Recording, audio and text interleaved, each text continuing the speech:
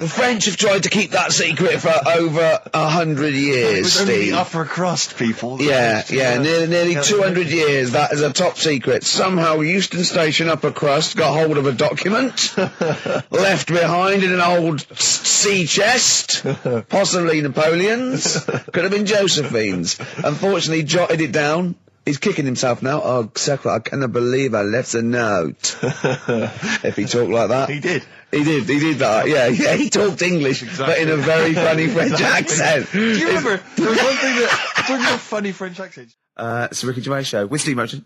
Thanks. You were going to tell us a little story about a Just Volvo passed my estate. test. Yeah. My parents had a big Volvo estate, and there's quite a big I car don't to drive. drive. My parents didn't have a car. But I know you don't drive cars, Rick, but it's got a big car to drive if you've just passed your test. It's safe though, isn't it? It is very safe, that was the thing. Yeah. And I come from the West Country, obviously. There's quite a lot of windy lanes. No, you're joking, do you? They have cars there. Oh, here he comes. Blimey, Carl. Learned on a tractor, automatic it was. Do you want me to tell it or not? Oh! Don't give up the accent! Oh no, I'm not worried. Oh, go on. Go on. So I went to this You party. have a go at him being from the north. Not when he's telling an anecdote. He's never told an anecdote. Oh, yeah, fair point. Yeah, go on. I remember once, right, an American came to our school. We were all about 13 and 14, and he was like, you had to be his friend. And there was like people vying for his attention because he was sort of like this cool American bloke, right? And, he was like good at sports, straight, he's always, it's just great. And, I remember someone saying like tube, toothpaste, and he laughed, said tube. I go, well, what is it? They said, tube. It's tube, right? And people go, no, it's tube, right? And they go, it's tube, right? And I went, I say tube. He went, and they sort of looked at me, and they just thought, you liar. I went, no, I say, let me think, no, I say tube. Oh. When you're a kid, like, any American you ever meet is the coolest thing. It doesn't matter if it's a huge, fat bloke wearing Bermuda shorts and a camera on his neck. It's cool, because they speak with an American accent. Well, that is cool. And they say... Being a huge fat bloke in Bermuda shorts is cool. Sure. Yeah. That's what you keep telling yourself. Yeah. I'm growing into that look, says Rick. 40. Again, most of my knowledge of the sort of Tsarist Russia comes from Rasputin by Boney M. Well, listen. Yeah, he was the lover of the Russian queen. They put some poison into his wine. Yeah. They shot him till he was dead. Yeah. Which is, go on. Right, well, this. Oh, those Russians. Loch Ness, the monster, Yep. Sure. probably doesn't exist. Okay. What it is, Interesting. Hold on, interesting. Oh, interesting. It's- What they thought the Loch Ness probably didn't exist. Curious viewpoint. Hold on. What proof have they got for that, Carl? How can they go around saying stupid things like that? it's methane, Right. Again, in Loch Ness. and people have seen, what's the lake it's in? Loch Loch Ness. Yeah? It being the Loch Ness monster. Yeah. That's where it lives. That's how it finds its way home. That's certainly the clue. Yeah, If you get again, Carl, that's the clue. Yeah, if it go, and it's if it's out wandering, it goes, excuse me, what do you know where I'm being the Loch Ness monster? Where would I be gone? Oh, you'd be going to the Loch Ness if that's your home. It's way over there, you So big anyway, monster, you. So the bubbles from the Sure. methane bubble up out of the water. Yeah. People think, oh God, it's a monster's head. But it's not, it's just water sort of shooting up because of the bubbles. Well, that's two of the great mysteries of the universe solved by Karl P on a Saturday afternoon. That is fantastic.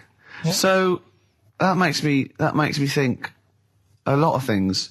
So when mediums are sort of like going, oh, I've got something coming through. Do you think they are exhaling a lot of methane gas, and thus making them not think straight? Do you think everything's down to methane gas? Do you think that all the mysteries of the universe are down to methane gas, Carl? What did it say in the documentary you saw? About what? What was the budgie happy? We know that budgie was sad. Was it in a room? Because they used to take canaries down the mines, didn't they? They used to take canaries down the mines, they'd smell the methane, and then the budgie would be happy. I'm not going to teach you anymore. Play a record. Oh, should we introduce this, shouldn't Go on, then. I? Oh, it's Beatles, Long and Winding Road. Smooth. Are we getting paid for this? Our Freaks Electric, Richard X and the Sugar Babes on XFM 104.9. Well, nearly through. We've had a few laughs again, a few tears. Absolutely, as always. Excuse me, and don't be alarmed. I look quite frightening, but I'm merely a nice monster. I seem to have lost my way home. Could you direct me in the right direction? Nice to meet you, yeah, Karl Pilkington. Hi. What's your name? Why do you need to know my name? Well, it might help me to find out where you come from. Oh, my name's the Loch Ness Monster. Okay, alright, give me a second. What was your name again? Loch Ness Monster. See, this is what I mean. I just run this one past you just on the off chance. Yeah. Because maybe that you change your opinion slightly. Yeah. Feng Shui teaches you to use your environment wisely. Sure. If your land and the surrounding area is undulating, it's said to house auspicious dragons. When land is flat and featureless, the dragon is missing and the land is said to be less auspicious. Excuse me, they call me the Brixton Dragon. Sure. I seem to have lost my way. I know it's South London somewhere, but could you help me find my home? What's your name? Well, they call me the Brixton Dragon. Right, where are you from? I see what you mean. I see what you mean, aye. Oh, okay, man. So does that make you query it at all, the dragon? I'm not into it that much. Right, I'm sure. just saying that if you have your head at one end of the bed rather than the other, it might make a difference to your night's sleep. Listen, we were talking earlier about the fact that Bruce Lee, and it's a well-known fact, he faked his own death so he could continue his undercover police work, as opposed to being... Because no one would... Yeah, he doesn't look different to anyone else. I was talking to someone as well recently who... utterly convinced, and you get this quite a lot, don't you, especially Americans, that Elvis Presley's still alive. Yeah. And I think, wasn't there some statistic, like more people believed Elvis was alive than believed evolution? Was that right? Yes. Something like that? No. No, it's something worse than that. It could be something... It was something like that. It's something like, I don't know, it's something like 42% of Americans believe that Elvis Presley has faked his own death and is still alive, right? Yeah. And there's this whole book that's been written about it, because, Carl, you might be interested in this. I know you're always fascinated by things that have been written down and therefore a gospel. Yeah. And that you don't have to revise yourself. You just learn off Ian Wright. Yeah. But apparently, the reason that Elvis is still alive, is that there's a number of, sort of, pieces of evidence. One is that none of his family could agree which colour pyjamas he was wearing when he died. That's evidence, apparently. Apparently, you know he was an honorary member of the FBI. Well, apparently his signature appears on FBI documents well into the 80s, long after he should have died. Apparently no one can agree. There was sums of money that only... Yeah, a lot of fat people in dungarees have seen him. Yeah. There's a number of sums of money which apparently only he could have given authority to have transferred to other bank accounts. They've moved. Yeah. So this is all evidence that Elvis is still alive. And a lot of people, I was talking to this guy and he was saying, well, of course, the thing is, the pressures of fame were too much for him. That he faked his own death so that he no longer had to be this huge icon. You know, he could live an ordinary life. And my query has always been this. If Elvis faked his own death, do you think the method he'd have chosen is to have shat himself to death whilst on the toilet? Yeah. Yeah, but because he picked that, nobody will doubt it. Right.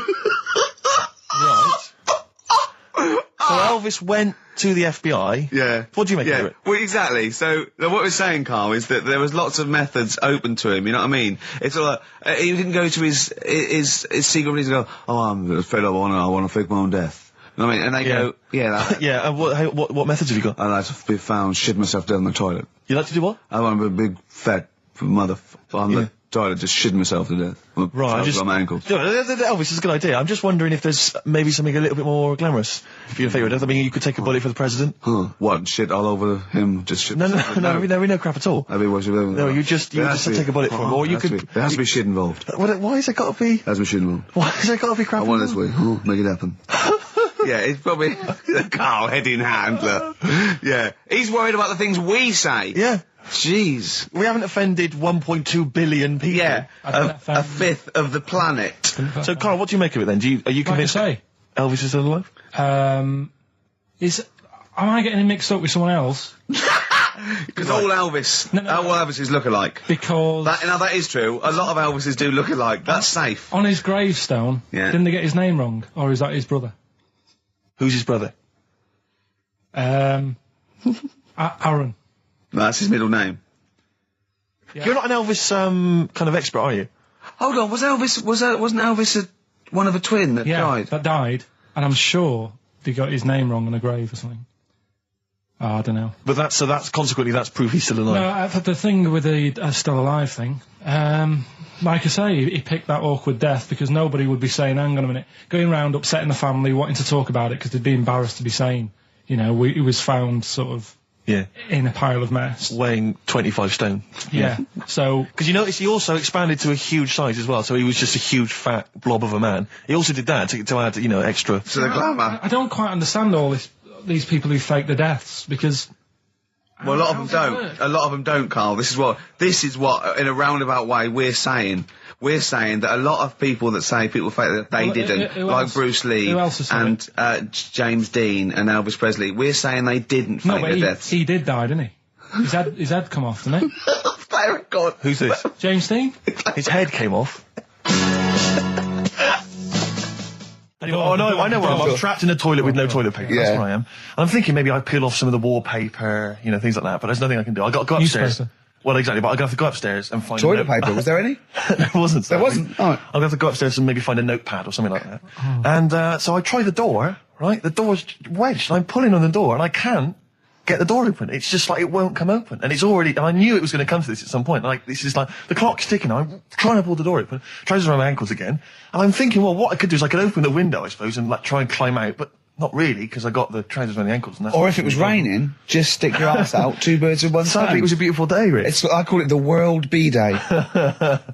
And so what I'm thinking is, I got my mobile phone in there, luckily, because it's in my pocket. I'm thinking, well, maybe I can phone, I was seriously Kleenex. Maybe I'll phone the fire brigade. At this point, I mean, just dried. No, it hadn't. It was. Hold on. Was that little puppy not around? Because sometimes you can call that. It's got a little bit wrapped round it. Listen. Or just use the puppy itself. There's 50 million people around the world going to need to hear my voice in 30 minutes. Exactly. Where's Steve? He's not locked in the toilet again, is he? Exactly. Oh, no. I watched Call My Bluff in the week. Is this with Toxic and Colin? It was quite good. I quite enjoyed it. I imagine you could get on there if you want. I used to watch it with, what's his name? Famer. Famer. Yeah. Oh, that was great. You're brilliant impressions, because obviously while Bowie was playing, you were doing your infamous Bowie impression, which is the best one you do, actually. Well, that's just because Carl said, you know what? He said, I'd love to go out for a drink with David Bowie. Of all the people that come in here for sessions, I think he's really good at him. And I said, I think he'd like you as well. That's all. And I just went, hello, Carl. You're strange. You're alien. It interests me. Myself and Ian, I'd like to put you on the... Yeah, I just imagine you and Bowie in a pub somewhere. Isn't that pretty much the same impression you do when you do Ian Canfield? No. Ian Canfield's more like that. But not on air. On air, he's sort of like this sort of eloquent 40-year-old capital DJ. Yeah. But when you talk to him in the studio, he's slowly turning into Tommy Vance, isn't he? Mm. It's one of his pillars of rock, Canfield. He loves Vance, Lemmy, Diano. If we run out of material later in the show, which is likely. Yeah. Considering we're now talking about Ian we ran out of it at 1:05. Exactly. But could I maybe just sort of interview you as David Bowie? Yeah. In a sort of humorous sketch? Yeah, that would be fantastic. Maybe it could be the idea that what if, like, David Bowie was, a cab driver? What would he say? What was some of the funny things he would say? We saw that, what was that in when it said, Dead Ringers coming up? If you've ever wondered what, it would sound like... Dead Ringers is this impressionist show. They did it's on Radio 4 and they did a TV version. Yeah, I saw it. What did you make of it? Didn't like it. It was all right. No, it was just that the write-up in the Radio Times, Radio Times said, ever wondered what it would be like if Robbie Williams was singing George Formby? Or what would it be like if there was an animal hospital... was hosted by Anne Robinson. Yeah. Yeah. I have wondered. Were those two sketches on there last night? Yeah. Yeah. What were they like? You are the weakest dog skink. Or something? No, what was it? It was something like... They had to vote off an animal to die or something. It was something like that, yeah. It was This is flagging. Quick, do your Bowie again. Oh, come in here. Look, it's Tin Machine. Now let's play Changes. Hello, Iggy Pop, you nutter. Stop cutting your sound. Which one? For some reason, they want one of us to do an impression of Leslie Phillips. Can't do it. Doesn't he say ding dong? And hello and all that. That's not bad. But I want Carl to do it though. Yeah, go on, Carl. Go on. Hello. Well done. Say ding dong. Ding dong. Nice. Yeah. Do you do any other impressions? No. Go. Hello. Do that. Hello. Yeah. You look like a ventriloquist dummy. Hello. Yeah, brilliant. Oh, God. Do My Name is Bond, James Bond, as though it was Sean Connery. My name's Bond, James Bond. Do that, go on. My name's Bond. No, do it as though you were doing an impression. Sean. So I'm trying to be Scottish? Well, yeah. Well, yeah, sort of. Perhaps a bit more specific than that. Sean Connery. My name's Bond. Keep going. My name's Bond, James Bond. It's like Jimmy Stewart. It's not like this. This is the best fun. It's like having your very own Fisher-Price toy for 2 hours a week. It's great. Roger Moore. Do that. Roger Moore. Phyllis Pierce, Percy Sugden. I'm licensed to kill.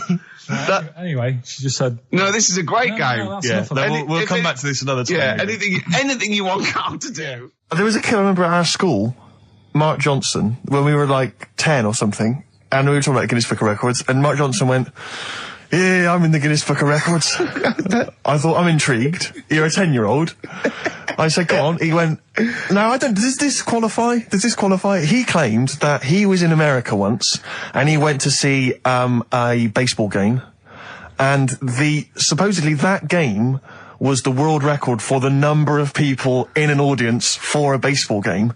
It was like some massive stadium, and this was the most people ever. I'll tell you what, it was a count. And he claims he was there. I don't reckon it was listed. Well, I don't reckon Mark Johnson got his name on that list. Exactly. Ross McWhirter would be going, but that's the whole book. But I think I remember him looking it up and going, there it is, I was there. Yeah. Does that count? I mean, no, I don't. So this shadow is moving about and independently of an object. Yeah, and the local mayor and that is like, yeah, it's a bit weird, but it's not harming anyone. The mayor involved. Was he elected to that post?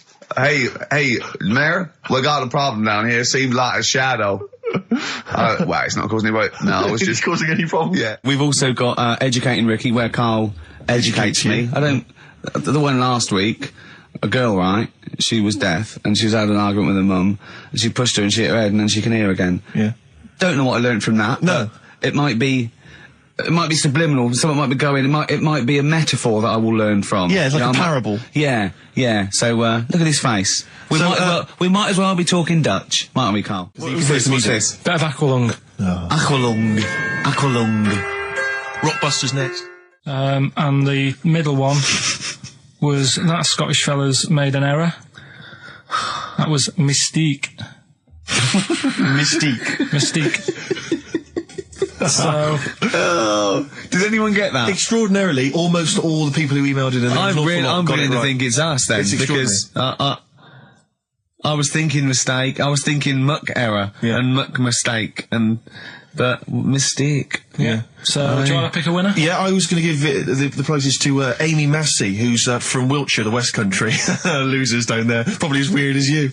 Yeah. Carl is our sort of, I say producer, but he's the one that pressed the buttons because I was Dog's Body.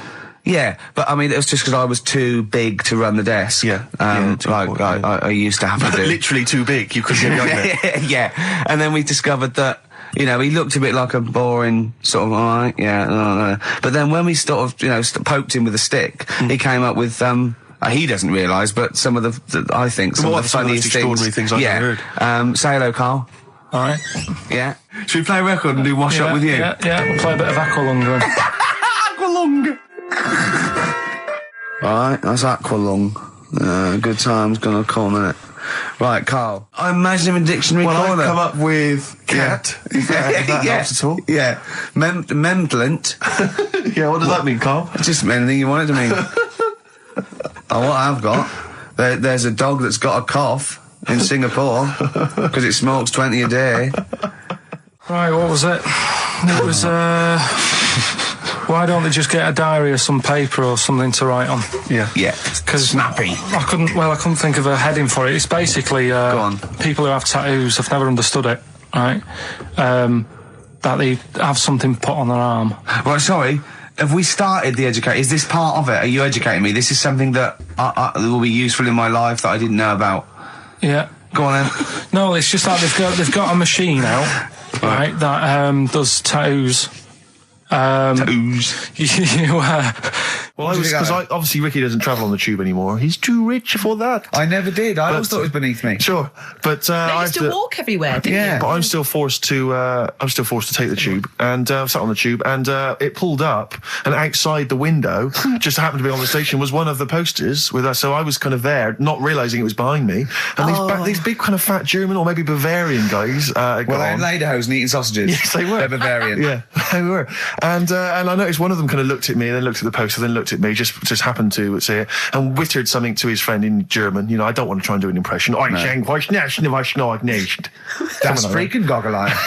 Oh, whoa. I think that... No. But I know what you're thinking it means. It doesn't mean that. Right, okay. It means... What's a rough translation? Elegant boy. Right, okay, yeah.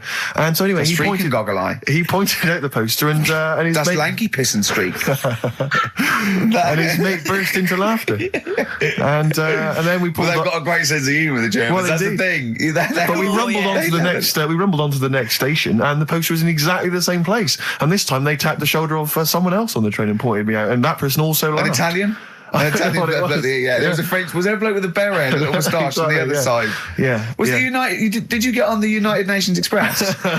Just to, imagine that. Yeah, it was fake. See the freak. Look at this freaky goggle eye. Right, whereas I love the fact that before you were at least pretending to be speaking German. Now this is an Italian with an accent. It's just a guy speaking perfectly good English. Same. You've not even disguised the insult there. Oh dear. Oh, that'd be lovely. Try and insult me in other cod languages. You could bring Europe together if they just instead of Esperanto, that there was just one common language. The language of freaky goggle eye. I'll tell you what would bring Europe together is you maybe representing England on the Eurovision Song Contest. That would be great. With a self-penned tune. Should I do that? That would be magnificent. It's got to be worth thinking about. Just about everyone being the same. Yeah, like just about the people Euro being and equal. Everyone, not everyone. and also mentioning the Euro. Yeah. Yeah. Just doing that. I like all different cheeses. Oh, je t'aime la musique pop. Yeah. La baby belle. Et le cheddar. I'm not a fluent French. Le grand fromage. Yeah. Oh, it'd be lovely, wouldn't it? And they'll all be there, all in their different. Well, every uniforms. line could be maybe in a different language. Yeah, and what would I wear? I'd wear sort of like a kilt. You'd wear a kilt, but you'd also have on your head one of those kind of big, what are they called? Those big furry hats that beefeaters or whatever wear. Or yeah, one of them. Is it kind of a busby or something? A busby? Yeah. Wear one of those, or maybe a kind of policeman's helmet, a Bobby's helmet with the kilt. Yeah, you'd have the clogs. I'd wear the policeman's helmet under the kilt, so they just thought I was really enjoying the show. Yeah. Good idea. Hey? Excellent. I think we talked for about 3 minutes without having to mention some kind of genitalia. We should celebrate by playing one of my tunes of the year. Really? What one is it? U2 Electoral Storm. I know you're a big fan. I know you're a big good fan. choice. Well done. Cheers. Anyway, I didn't get around to getting drinks. I can't believe it. Can't believe it. Round to getting the drinks. Right, so I said, I'll pay for the cab. Right. Oh, what a lovely Christmas gift that is. Yeah, So, £2.50. I paid, it was like in £3 Manchester there, it is. £3 back. So £6 you spent on him? Well, no, I spent more. See, that's what he said. He said, get the Bolton and back, can't he you, for that? said, you spent on me £6 for my birthday. I said, no, I haven't, because I gave the taxi driver a tip. I'm a little bit worried about his attitude as well. Because even if, that is a stingy present, but you don't say... Well, let's be honest, that's the worst Christmas gift ever, because, you're pretty bad, like we discussed in the past, but at least you spend a bit of money. Yeah. It's just thoughtless. Yeah. This is nothing. I know. You haven't given him any time. I would... And I knew my demographic. They loved it, my family. they couldn't believe their luck. Well, a tenner.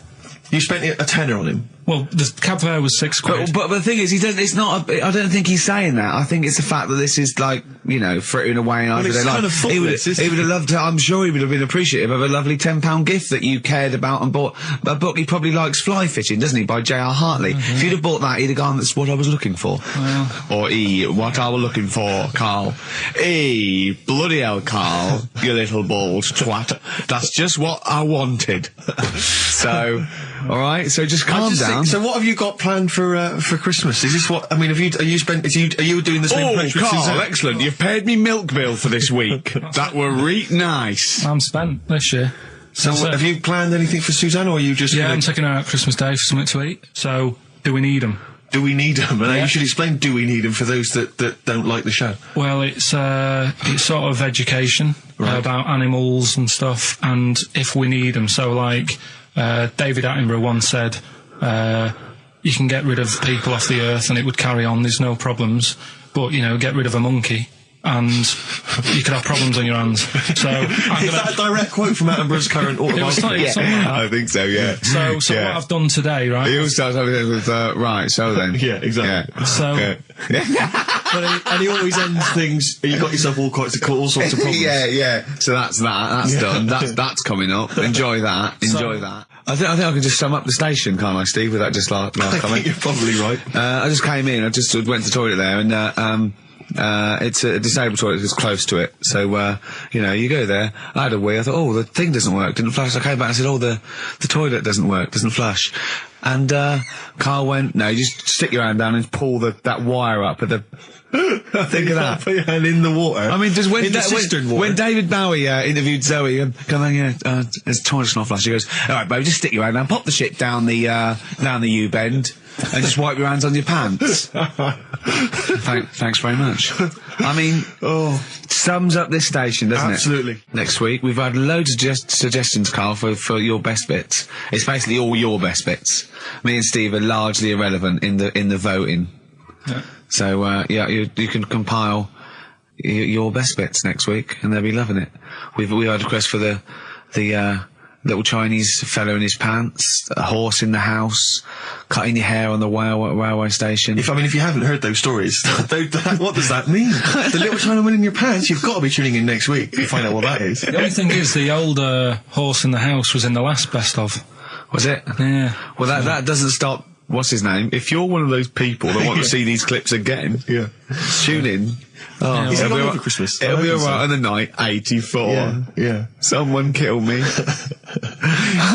think I'm going to live forever. It's like we said before, who goes to the recording of one of those? There's people in the audience. Yeah. I don't even know why she even gave you that interview.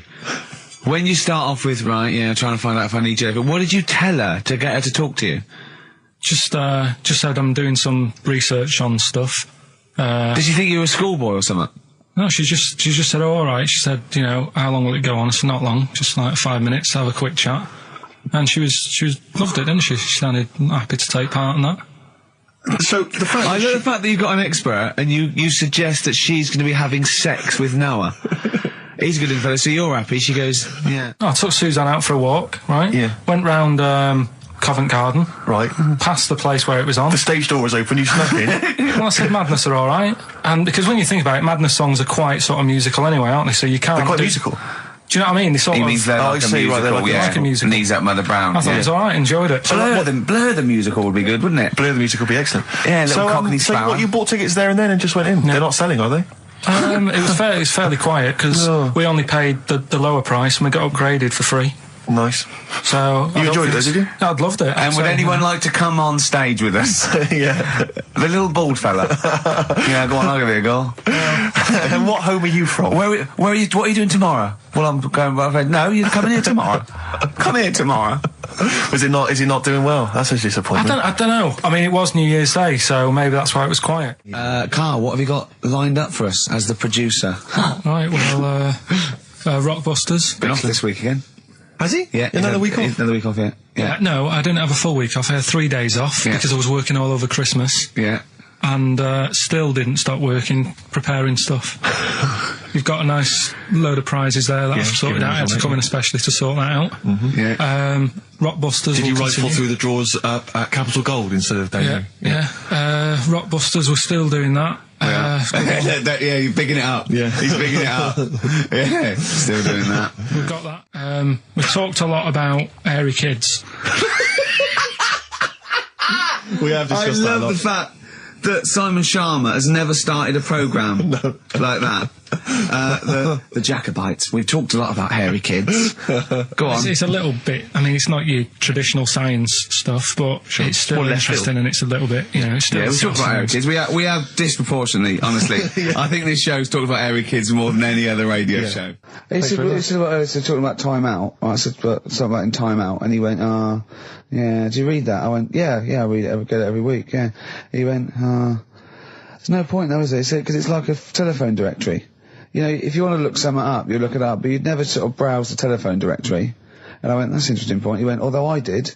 When I was in Scotland, I just looked up how many Macs there were, and there was 42 pages of them. How bored are you in your hotel room in Scotland to suddenly start working out how many people start with Mac? What would you do if you got loads of phone calls, right, from women going, Carl, whenever you're on the radio, I just have to do it. I just have to do it. Your voice makes me... I say, all right, well, it's all right. I'd be happy with that. Would you? Yeah. Just in case anyone is doing that. What would you do to sort of like egg them on a little bit to help them out? What do you think? What sexy things would you say? What do you think is your quality? What do you think people would find, you know, pretty horny about you? Is it your sort of mank wine? Do you think that? Just say this, London shit, innit? I think say that, but you know, London, it's not that good, is it? Oh, I think you've done it there. So that's say something quite sort of sexy though. Say something like, you know, well, I love to love you. Say something sexy. Say that. No, say something sexy. Sue's answers to me, you know, do you love me? I go, yeah, you're all right. Where I went wrong with this one, the Jamaican fella, he had to have some aspirin. Why? It's my fault. You know, I'm not cutting. There's no point passing the buck or anything. I said FD. A lot of people were saying Fred Durst, like forehead hurts, which is a good one. Yeah, which would have been as good as any of yours. But I made an error, so we'll roll it over. No. What is the answer? What is the answer? Jamaican fella, what? Add some aspirin. Why do that? What's the thing? FP. FP. It was Frida Payne. Frida Payne. Frida Payne. Frida Payne. Frida Payne. That's awful. Karl, you've got to write these down next week. I'm sorry, you're the producer. I know, but I've had a busy week, haven't I? That's not an excuse. Have you not had anything a rollover is you've got to add to it. That's the excitement. Yeah, there's a couple of albums that were... Okay, well, there's also the Fools and Horses video with the free... I don't think... I'm bloody jealous of that. I like that little yellow thing. It's a little... there's a little kind of model three-wheeled van. Rodney, you plonker. Oh, dear. What's that? This is what looks to be some kind of best-of the stereo MCs. Don't call me a plonker, you wanker. The David Attenborough DVD collection. Oh, Unc shit himself again. Oh, yeah, the big prize that we tried to give away then.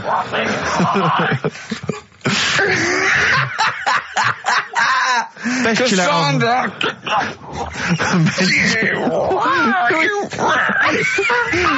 Who is that supposed to be an impression of? Which member of the cast is that? Is that Cheeky Dell? I don't know. Best chill out album ever, the best air guitar volume 2, and of course for all our fans, Doctor Who, The Aztecs. That's on DVD, and that's one of the William Hartnell Doctor Who. All right, that's the worst impression I've ever heard. That's brilliant. Right, then. Right, three cryptic stuff. Oh, come on. Right, Rodney, three. I can't do it. No, come on. So shall I give you a little taster? We were having a pizza in a pizza establishment. When was it? Wednesday or Thursday? Yeah. And he was going, I'm a good organiser, I'm a good problem solver. Give me any scenario, right? Obviously he didn't say scenario. And I went, okay then, so you're the manager of this place, and there's a couple there, elderly couple, they're about 60. They've had a lovely meal. He went, yeah, right. I went, but the gentleman, he's got a little bit of a heart condition, he takes a pill after his meal, as he should, after meals. He's only taken Viagra. Oh. And now he's stuck in. Wedged in. It's gone, and it's stopping him getting out from the table. Yeah. So what would you do? He went, what? He's stuck in because of his dick. I went, yeah. He went, right. He said, I'd use the situation, I'd make cash. I said, you're not going anywhere, do you want a pudding? Entrepreneurial. Yeah. I like it, Karl. And he went, so that's that sorted, I've got the job on that. Next, I went, okay. You won't believe it. Next day, there's a little problem in the toilets. Two gay men were having sex and they got stuck in each other. Yeah. He went, right. I'd say, is it the same fella as yesterday with the Viagra? If so, why was he let in again? He was on the door. Yeah. I went, it's not. It's too different. He goes, right. Does his wife know he's cheating on him? Yeah. He went, right, I'd go down. I'd go, and then he went, I'd say this isn't a restaurant problem, call an ambulance. Strictly speaking, not a restaurant problem, no. But am I right? Huh? Am I right? Well, I don't know. Would you give me the job if say, like, you were the boss of that restaurant and you... Do you know what I like about this? At no point did he say, Gervais, why are you being so mental? Yeah. Why would someone get stuck because they took Viagra by mistake and two people get stuck in each other? But you've heard the stories from his past. That is a perfectly legitimate situation to find yourself in. You grew up in his part of What would you Manchester. do if there was two fellas with big heads and webbed feet and they had a horse in a...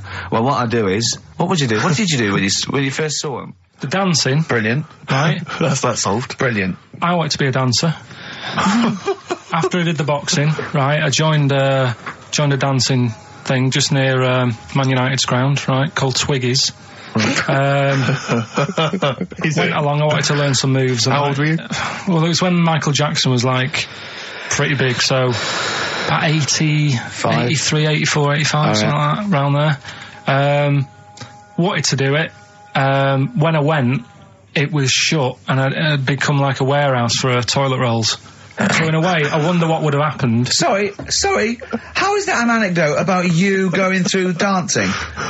You've told me before, you did boxing for a while, you did dancing for a while. You had a true fight in the boxing, you didn't even get in the... That's not an...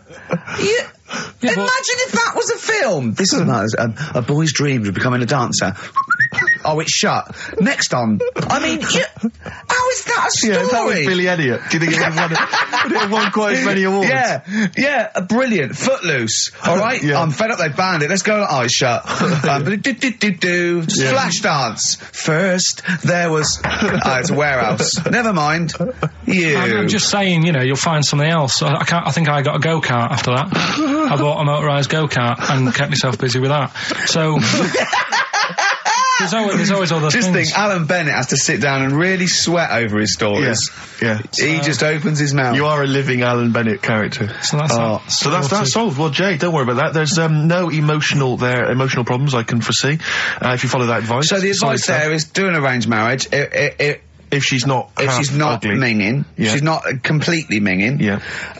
And don't worry about dancing. Get a go-kart. Cheers. Great. Keep your problems coming in. Badly drawn boy. Born Again on XFM 104.9. There we are then.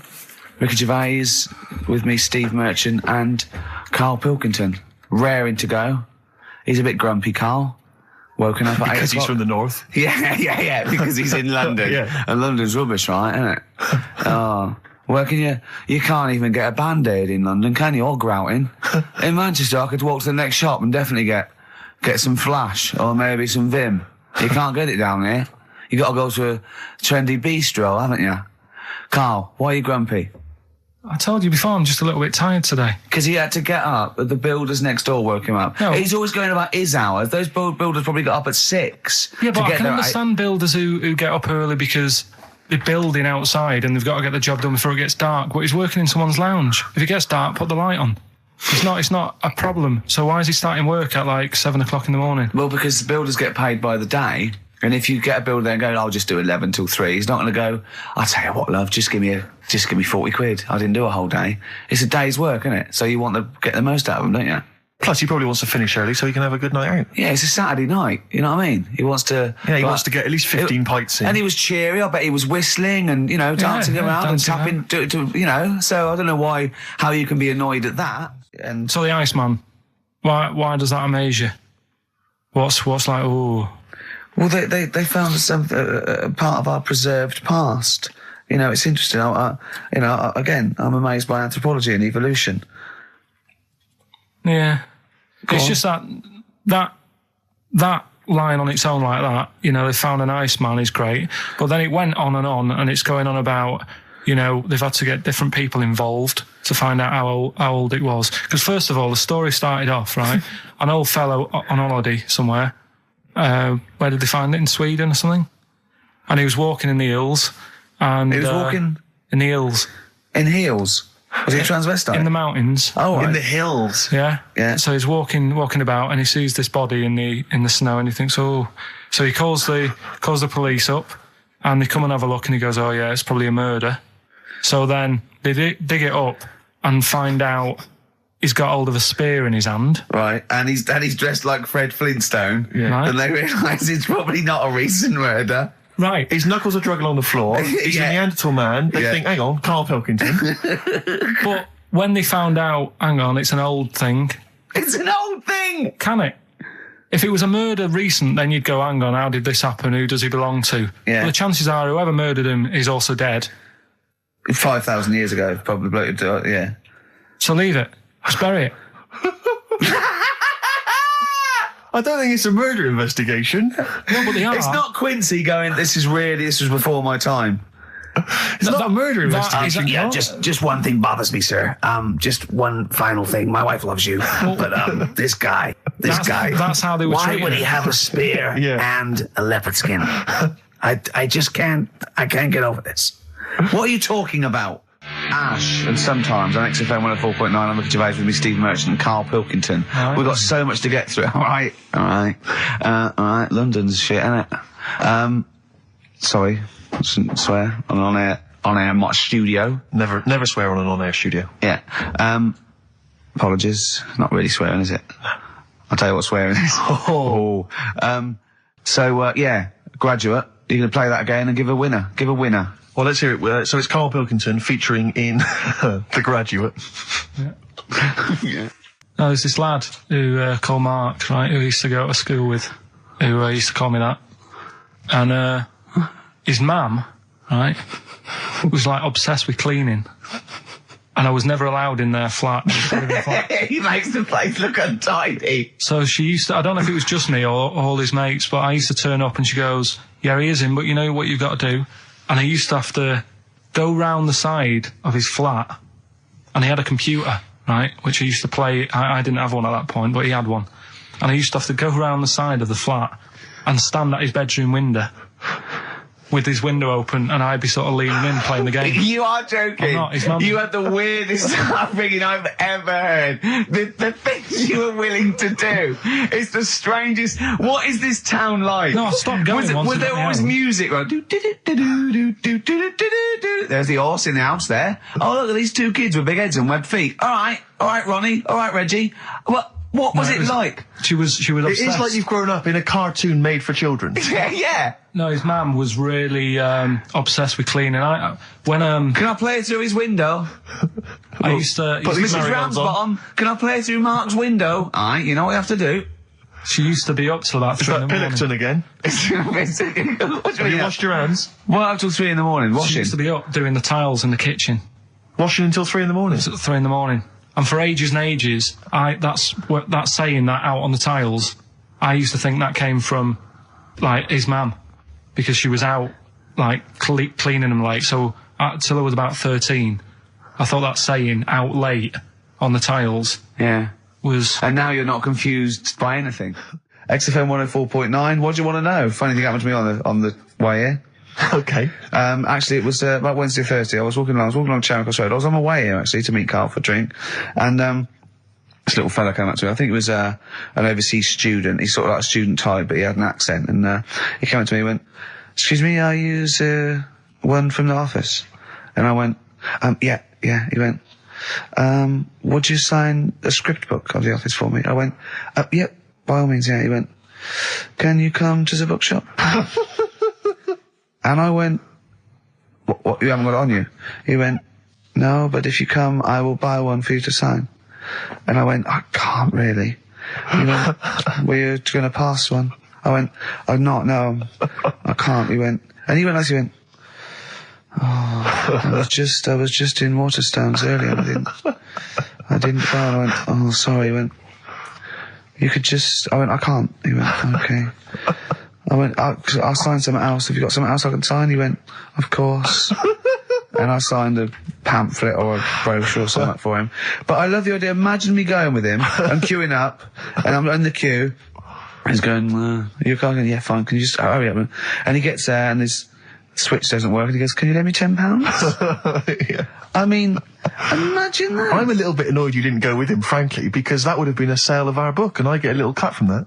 Well, behind him was Salman Rushdie. Going, can we hurry up? Because I shouldn't be out. I'm getting a lot of funny looks. Now, a lot of them obviously doing good work. There was one fella, I think you'd have appreciated it, because I know you are very politically active, and I think this guy has really studied hard, and he's realised the best way to make his voice heard on the international political stage is to ride around on a tricycle wearing a jester's hat. He was really shaking up the bloody government. I wouldn't want to be George W. Bush about now. Not indeed. Once he sees that. Once he sees that guy. Imagine his aides rushing in and going, George W., look at this guy. Where's that? That's in London, England. Okay, call off the forces. Is that a large tricycle? Yeah. Is he wearing a nappy? Get me Colin Powell. Why'd you call him Colin, not Colin? It's the way he likes it. Don't about. Just call off the troops. There's a in a jester's hat. Call the troops off. Just bleep some of those bits.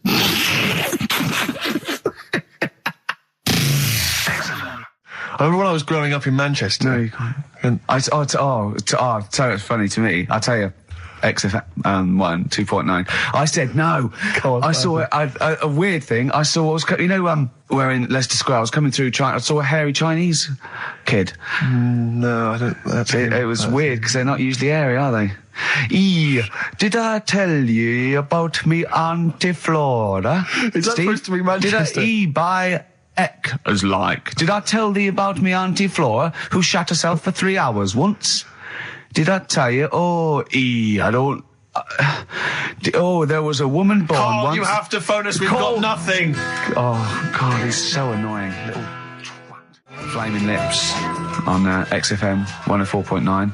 Well, we got through it without Carl. I think so, yeah, I've enjoyed myself. Didn't mention him much, did we? No, I don't think so. Don't think we need him. I always quite enjoy it when he's absent, actually. I know, because we can have a nice chat as opposed to him just going, remember when I had Chinese hair and there were old woman eating her own legs It's and my just dad put a Forrest Gump in a wheelie bin. Yeah. Claire brings a certain kind of level of class to it, dare I say that, you know. She's inept in her own way. In her own way, yeah. I mean, there's no one, there's no one any good working there. I mean, no, I don't want to give you that. There's no like proper, the only proper DJ is probably Camfield. Do you remember once when we were talking about the A-Team, and I was slagging it off on your show in the old XFM. Yeah. And I was going, I quite like the A-Team, but sometimes it's too far-fetched to enjoy without it being ironic or it being for kids. And I could hear fuming from outside. I could feel him going.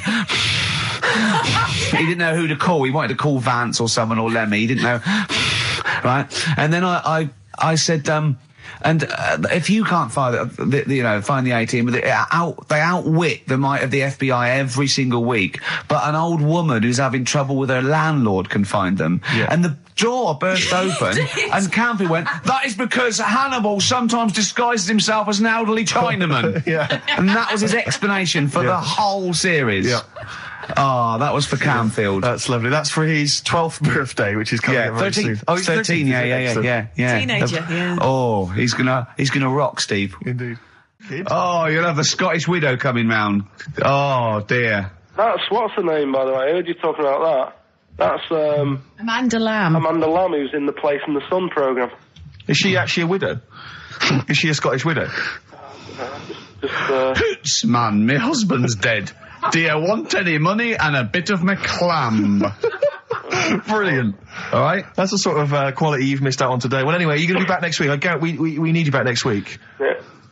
Yeah. Well, how do you know? Also, how did you know you were going to be ill today? Because you phoned and arranged this yesterday. Convenient. And I spoke to you yesterday and you didn't sound very ill. I felt ropey yesterday. You've got a bit of a bunged up nose. Even though I have a bit of a bunged up nose. I still sorted it out. Yeah? I'm a little bit sweaty. Carl, sorting it out does not mean you phone up Sturgis and send her down. That's not sorting it out. That's making things worse. Have you learnt nothing?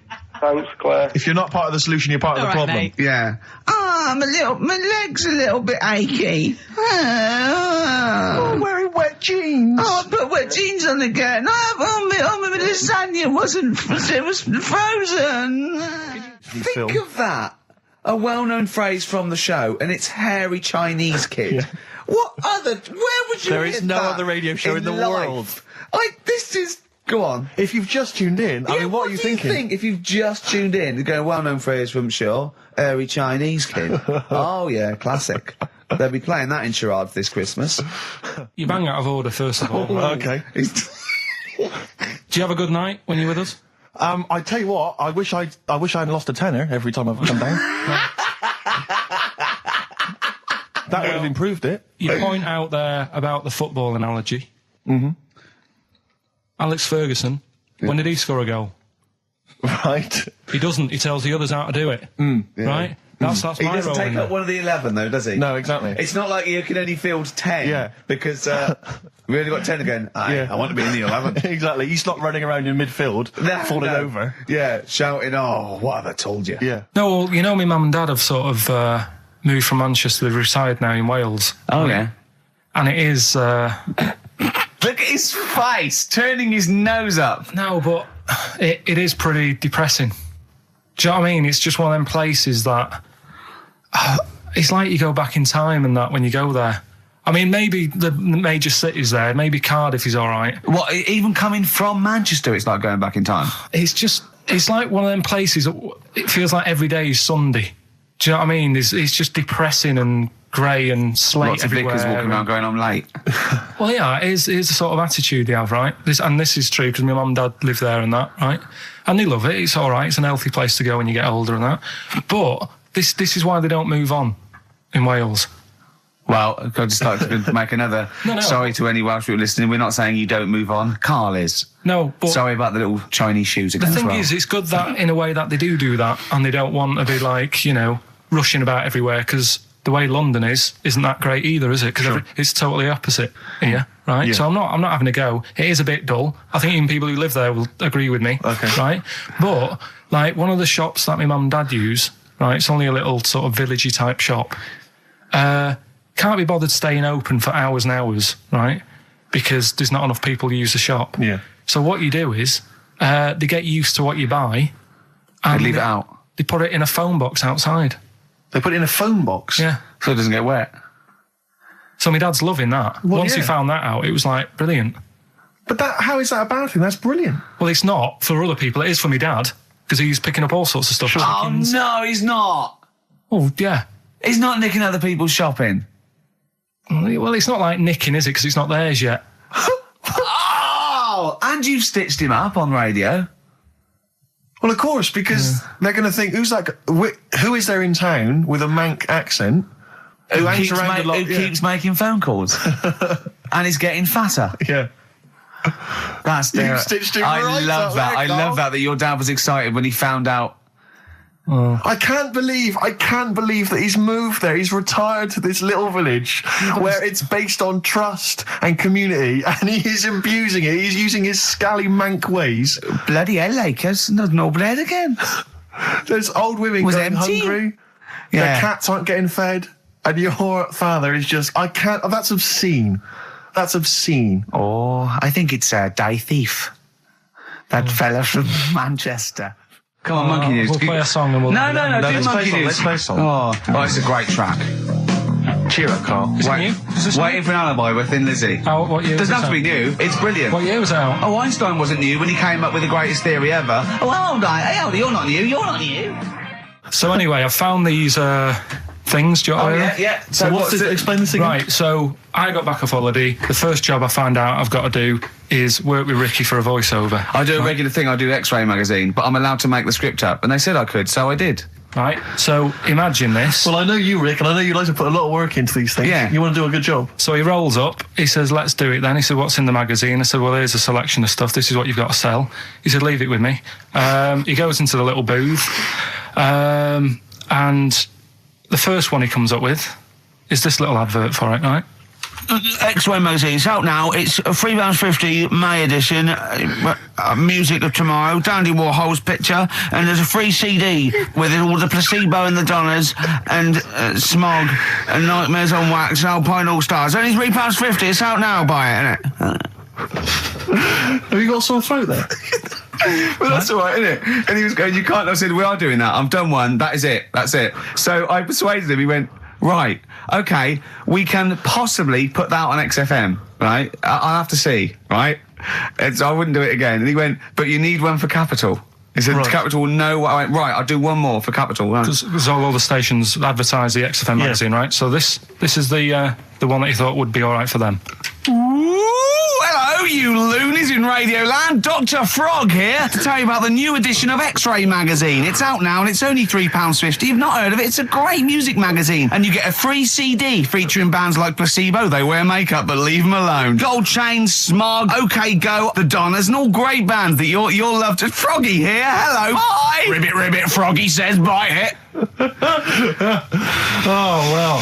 So then, he says, that's it. It's good to see is Dr. Frog still on there. He's still on Classic. I said, that isn't going to go out. They're not going to be happy with that. He said, you've had your money's worth, I'm going. Yeah. So I'm left with that. I then have to get the bosses in. And because I've let him go, in a way, it's my responsibility. Yeah. So I've obviously thought I've got what I need.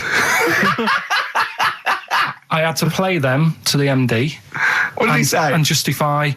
Well, I was sort of thinking if I laugh, he might go, well, I don't get it, but he finds it funny. Oh, brilliant. Well done. So I was laughing, he was sort of thinking, you know... Excellent. Is that it? Brilliant. When do they go out then? I think one of them's going out at the moment. Excellent. I think the first one's going out. Brilliant. Well, let's play a great track then. Is it Dr. Frog? I'd like to see Dr. Frog feature maybe on our show more often. Okay. Elbow. All right? Fallen Angel on XFM 104.9. Well, we're back. I'm Ricky Gervais, with me Steve Merchant and Karl Pilkington. Karl's all a little bit, I don't know, he's a bit frustrated. He's sort of a bit sweaty and fed up today, aren't you, because of the heat. It's too much, though, isn't it? He was taken out, he was sort of wanted to fight. You know, he doesn't usually like to fight. I sort of like lead on him and try and rub his head. Yeah. But today he was sort of leading it. He was sort of like getting a little bit... if I didn't know better, I'd have said it was sexual frustration. Well, I was watching, Rick, if you don't mind me saying, I was watching, not in that way, just to watch. It was sort of like he was going, oh, I want to hit you. And I was thinking, does he want to hit me or does he want to do something else to me? Exactly. What were your thoughts, Karl? Exactly. I mean, I saw him sort of wrestling with you on the floor, and you clearly weren't enjoying it, but he was really what was that going on? What's the change? Why are you suddenly sort of... Well, what are you trying to say? No, I'm not. I'm just saying it was weird that you suddenly... It was like you were, You're saying a bit gay? No. Is that what you're saying? No, but what was... Suzanne accused me of that in the week. Why? For being a bit gay. She said, I'm sure you're gay. Why? Just because I was moaning about stuff. She said, oh, you're a drama queen.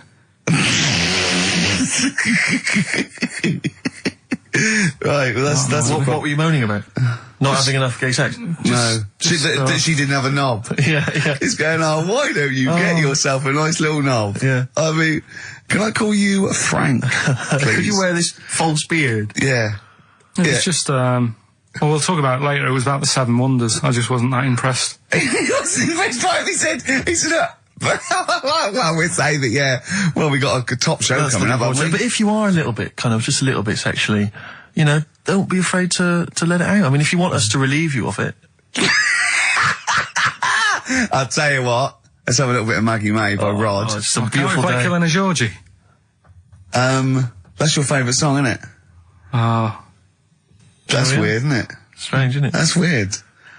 I'd like to hear Rod Stewart singing about a lovely lady, please, Karl. As would I. You can picture whatever you want. Bit of Rod. Maggie May on XFM 104.9. I'm Ricky Gervais with me, Steve Merchant and Karl Pilkington. Steve. Well, I've only just read about this, and I don't know anything about it. This naked rambler, Steve Goff. Yeah. Is he doing he's doing a walk from Land's End to John O'Groats? Is he completely nude? Yeah, he's been arrested 10 times on the way, apparently. Right. It says here that Nora Goff, his mum, she's in her 70s, she's begged her son not to walk naked from Land's End to John O'Groats. She said, I don't know where he gets this from. Certainly not me. I am and have always been quite conservative. He would never have been allowed to walk around the house without covering himself up. I wouldn't go as far as to say I'm ashamed of him, but I do not approve of what he is doing. Having said that, it's good to see him on the telly. yeah, it must be. It's sort of anything. It's lovely. It's not embarrassed until they're famous with it. However embarrassing it is. But I can't believe my son's a serial killer. Nice to see him on the telly. He looks like one. He's not, obviously. Yeah. You know, I mean, what is he doing? I don't Steve understand. wouldn't say he was, and he's not. He's just a rambler. But he's there, right? What's his motivation? He's just walking to, I don't know, it's just a nudist, I suppose. Right. And there's a picture in there, and Karl looked at it and he went, oh, what's the point of that? He went, well, look at him. He's got shoes and socks on. He's got a rucksack on. He's got a hat on. He's not nude. He's just got his knob out. Yeah. But he's got a full beard, thinking, oh, I want to hide some skin. Whereas this little chap needs the air. I'll pop him out all the time I can. They really annoy me. Because it's in the supplement today as well, with the Mirror, right? And they've done done a bit about nudists and that. Yeah. Again. Same problems all the time. Go on. There's like an old fella sat there, just, How do you know he's old? well, Why are you looking, Carl? Yeah. Looking at his face, aren't you, presumably? yeah, I'm just saying he's old and he's sat there smoking a pipe. Sure. With his sandals on. Yeah. They're quite normal, just with his knob out. But look, he always made the same mistake. He's got a little white deck chair. Yeah. If you're nudist, don't go for white. Why? Just sitting on that, getting a bit clammy and stuff. White, don't go for white. Go for darker colours. I don't know what he's talking about. So do I, but I love it. I love the fact that he's just got loads of pictures of naked men. Yeah. Walking around with loads of pictures I'm of just naked saying, a dirty arse on that. I think we've discussed the news before. I don't understand the impulse at all. I do find it bizarre. I mean, there's a picture there of 3 men nude in a pub. Yeah. Just having a chat. Yeah. Just having a chat. Oh, look at Carl carrying But around what's those pictures. I mean, okay, fair enough, walking around outside, but indoors? In a pub? Nude? Well, it must be a nudist Hop on a pair pub. of shorts. That must be a nudist holiday, I assume. As opposed to, like, the local. There is, though, isn't there? There was a thing in Bazaar magazine the other week where Sure. there was a picture of some people. They've got an airline of their own now.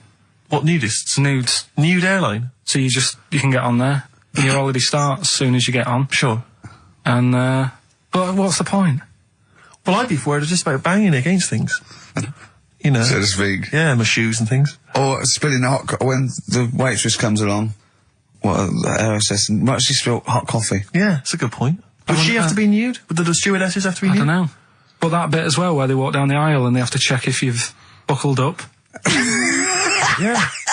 She's like, excuse me, miss, can you just... And over 50s, it's always over 50s. Right, yeah. So it'd be an old woman on the plane. Yeah, It'd be like, can you just lift your left hip up so I can see the belt? Yeah.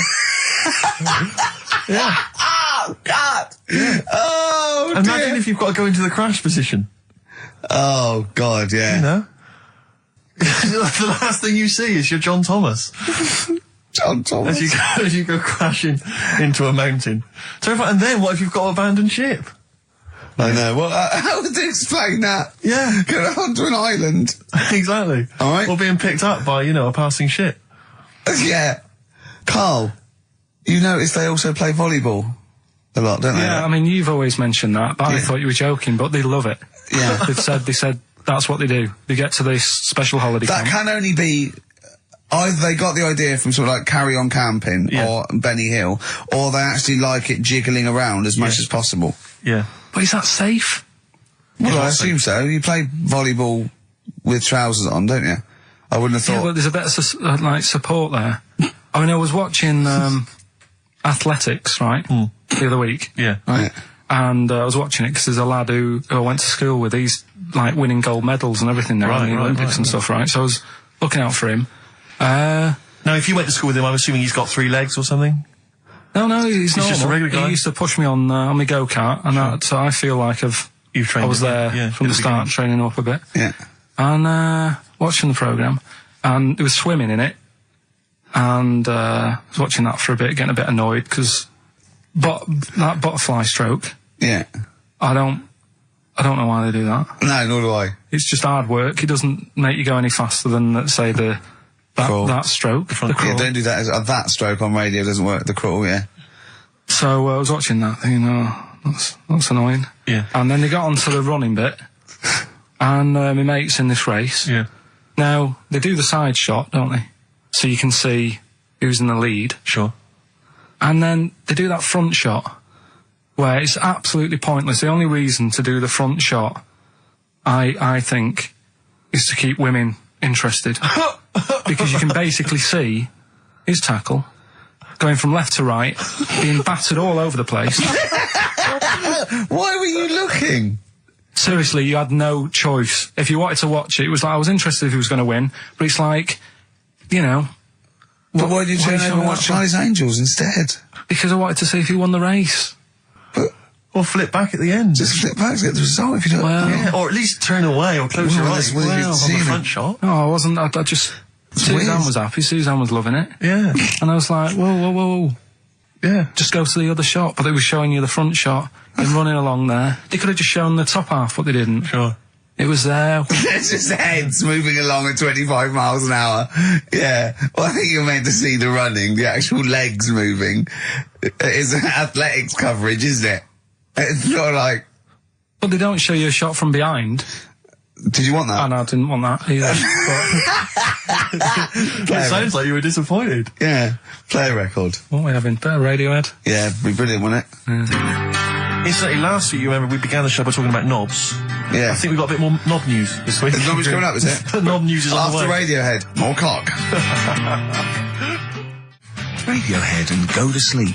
That's not to you. Please don't go to sleep. We've got another hour and 35 minutes of fun chat and great music on XFM 104.9. I'm Ricky Gervais, with me Steve Merchant and Karl Pilkington. Pilky, little K-Man Pilkers, little baldy twat mank whinging, a little bit bent Pilkers. There he is. There he is there. Now, Rick, you may remember that last week we opened with some quality knob news. Knob news, yeah. It was Hitler's knob. Hitler's knob was one of them. That just sparked off into a whole bunch of other knob-related discussions. Yeah. And I'm pleased so far to see that we're almost at the halfway mark for this first hour. And so far we've only talked about nudity and/or todgers. Yeah. So excellent work from us. Well done, lads. Yeah. I'm looking forward to Dr. Fox and the rest of the Sony award committee listening to this one. Yeah. But more knob news. I don't know if there's a jingle for that, maybe. Oh, you nearly had the eye out. Knob news. Knob news, excellent. This is an extraordinary story. A woman tried to sue her bosses for £210,000 after finding a cooked penis in a canteen stew. Hospital cleaner Sophie something, I can't quite pronounce that name, was eating goulash for lunch and could not cut one of the lumps of meat. Oh, you can see where it's going. I've got so many questions already. I know. She picked it up and tried to chew it, but it was too tough. Then she inspected it with workmates, who all agreed it was a penis. Imagine that discussion. Yeah. Miss McLata said she vomited for the rest of the day, instantly became a vegetarian, and had to have psychiatric help. It's not known whether the organ was from a human. The case continues. Well, it can be found out, so that's one thing. Obviously, the doctors aren't confused. They're not going, I don't know, I've never seen one like it. Yeah. Also, why is she eating goulash? I know. I mean, that's my first question. Why? Yeah. Lunch. Oh, what do you want? Oh, no, I fancy some goulash. Yeah. Oh, some gooly lash. Gooly lash, Thanks very like much it. indeed. Lancashire cockpot Oh, is on the menu. Brilliant. Only £5.50. Wangers and mash. I'd love some wangers and mash, please. If you've got any knob-related puns, knob-food-related puns, then call XFM on 3426 14094. Ricky.Gervais at xfm.co.uk. Call Chris Miles at radio1.xfm.winginmank. Yeah. Cock-co-kay. Cock a van. Cock-o-van. It's already done for you. There's wangers and mash, cock-o-van, Lancashire cockpot. You know. That's just off the top of our brains. Yeah. So, if you've got any of your own, keep them to yourself. We're not interested. What do you make of that, knob news? And he's in a hospital. I don't think so. Oh, yes, it was a hospital cleaner. You're right. Oh, cleaner. God. I know how your mind's thinking already. There's been a mix-up. What kind of mix-up? I love that. What, some bloke's gone in, some lesbian's gone in and wanted a sex change. She's got a carrot for a cock. Bit of stewing steak. Stewing steak. Oh, that would be great. You're not a doctor, you butcher. It's not funny. There was some other news, whilst we're doing the knob news, just cram this one in. There was some story on some news website about some lad who wasn't happy with what he'd been given. Right. What do you mean? He had an op? No, he wanted to have an op. He wasn't happy with what God had given him. Yeah. Yeah. What the Lord had popped downstairs for him? Sure. And, Sorry, no, wait a minute. Was he a bloke who wanted it? yeah, fella. And what he wanted, he didn't want a knob, or he wanted a bigger knob? Wanted a bigger one. Right, okay. And, cost £5,000. Right. And they made a mess of it. Well, how did they make a mess of it? Don't know, it came out smaller than they went in with. Well, no. What do you mean? That's I don't know all the ins and outs. Oh, God. It's just like he borrowed the money off his mum. There's been a slight mix-up. He borrowed the money off his mum? I love that. How bad is that? What do you want for your birthday, son? Yeah. Interesting. Thanks, Mum, for asking. A couple of bits of news as well. Hello, Doctor. How did it go? Well, firstly, don't look under the bandages and don't have the goulash for lunch. It was smaller than you went in Mum, with. you got $5,000. Why? Just gonna be fucking up. Tell me what it's for. You can have it if you tell me what it's for. Well, look at that. Oh, you need a bigger one. Yeah, definitely. There's the money. On you go. Nothing can go wrong. What did he say to the doctor then? That's rubbish. I didn't read all the ins and outs. I just, like I said, I saw Just it. looked at the picture. Well, they want a picture. But you just thought, well, thanks for it. You just thought you'd pop that one in. Thanks. Yeah, that's the end. Knob News Extra. Play record, Carl. So if you've got any knob news, we've got one more show left. Send that to ricky.gervais at xfm.co.uk and we'll hopefully get that knob news on there next week. Yeah. All right. Some Dizzy Rascal? Oh, Dizzy Rascal, yeah, he's one of the hot new English rappers. Let's play it. Dizzy Rascal, apparently, according to Carl, he hails from Bow, if he's listening. Good work. You have a number 3 hit with that. XFM 104.9, Ricky Gervais reading a magazine, Karl Pilkington, in a good mood today, so everything to play for. Some adverts. XFM. Loosen your hold. South. That's great, and I love that one. On XFM 104.9, I'm Ricky Gervais with me, Steve Merchant and Karl Pilkington. Good Carl, choice, Rick. Good choice. Carl, cheers. What are you thinking, Carl? What have you been doing this week? What's been going on? Yeah. You'd be miserable because of the heat, obviously. That's getting me down. Yeah. It's just the way people wander about as well with next to out on. Yeah. I'm always amazed by, the men, it's just a certain breed of man. Guys, sometimes it's kind of builders, mechanics, taxi drivers, van drivers, but not necessarily students, all sorts of guys. And you sort of watch them walking down the street. They'll be walking down the street, girls, we'll see in their sort of summer gear. And it's literally, eyes go, look at those legs. Oh, knockers. Oh, I can't believe my luck. Oh, and they're sort of talking to their mates, they're checking it. Oh, it's an arse. I can't believe it. Oh. Yeah. And it's like they sort of forget. There's like some kind of amnesia that sweeps over them during the winter Like months. it's a surprise. Yeah, and then it's like every time summer rolls around again and girls put on, they goes, I can't believe it. Where have they been? They're back. Yeah. And they get so excited. Excuse me now, but they have tits under there all winter. Exactly. Well, yeah. Bloody hell. Brilliant. It's great to see them again. Yeah. And then he gets to sort of October and they go, where'd they gone? They just don't say anything. They just like get on with it. Exactly, They're reminded. They completely forget. For sort of half the year. There was a fella this morning, I just nipped out having a cup of tea, reading the paper, reading that bit about nudists and that. Sure. And little old fella, must have been 75. Okay. Walks past, shoes, socks, sort of shorts, but because he's old, I don't think he's got like a normal pair of shorts. So we're like suit pants, but short. So really smart shorts that I've never seen before. Yeah. But the thing is, with him being old and thin, Yeah.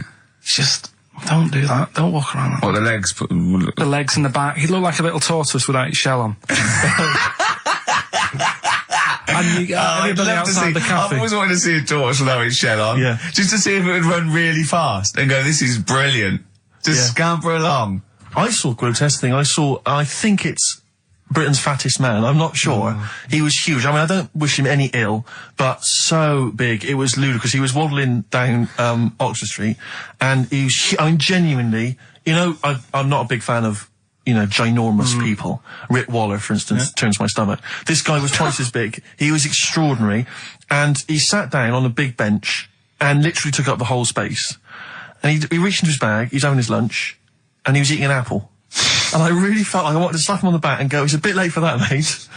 Well, it's probably starting now. He's probably starting thinking that I'm going to make a change. And imagine if you'd have said that. Yeah. And it'd have been awful, wouldn't it? Yeah. He cut it in half, put it between 2 slices of chocolate. I don't know how you get that. And waited for a pig to come past, shoved it in his mouth. Exactly. Just swallowed it whole. I don't know how he gets that big. And it was like he'd come out to sort of soak up some of the sun, Well, you look better with a tan. I suppose so. Yeah. Yeah. Was he wearing loose black clothes? He was, of course he was wearing That loose works black up to a point. Yeah.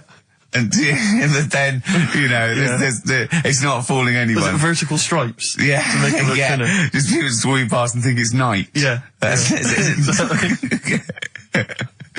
So, Carl. So that's that's been annoying me with the weather and that. Yeah. And then I love the warm weather. Although I can't sleep at night. I had 2 hours in front, just went and lay down in front of the window, in front of the French window, just because it was just too hot last night. But if I can sleep, I love hot weather. I love walking around when it's sunny. It's better for you. People are usually happier in hot weather. The sun is good for you.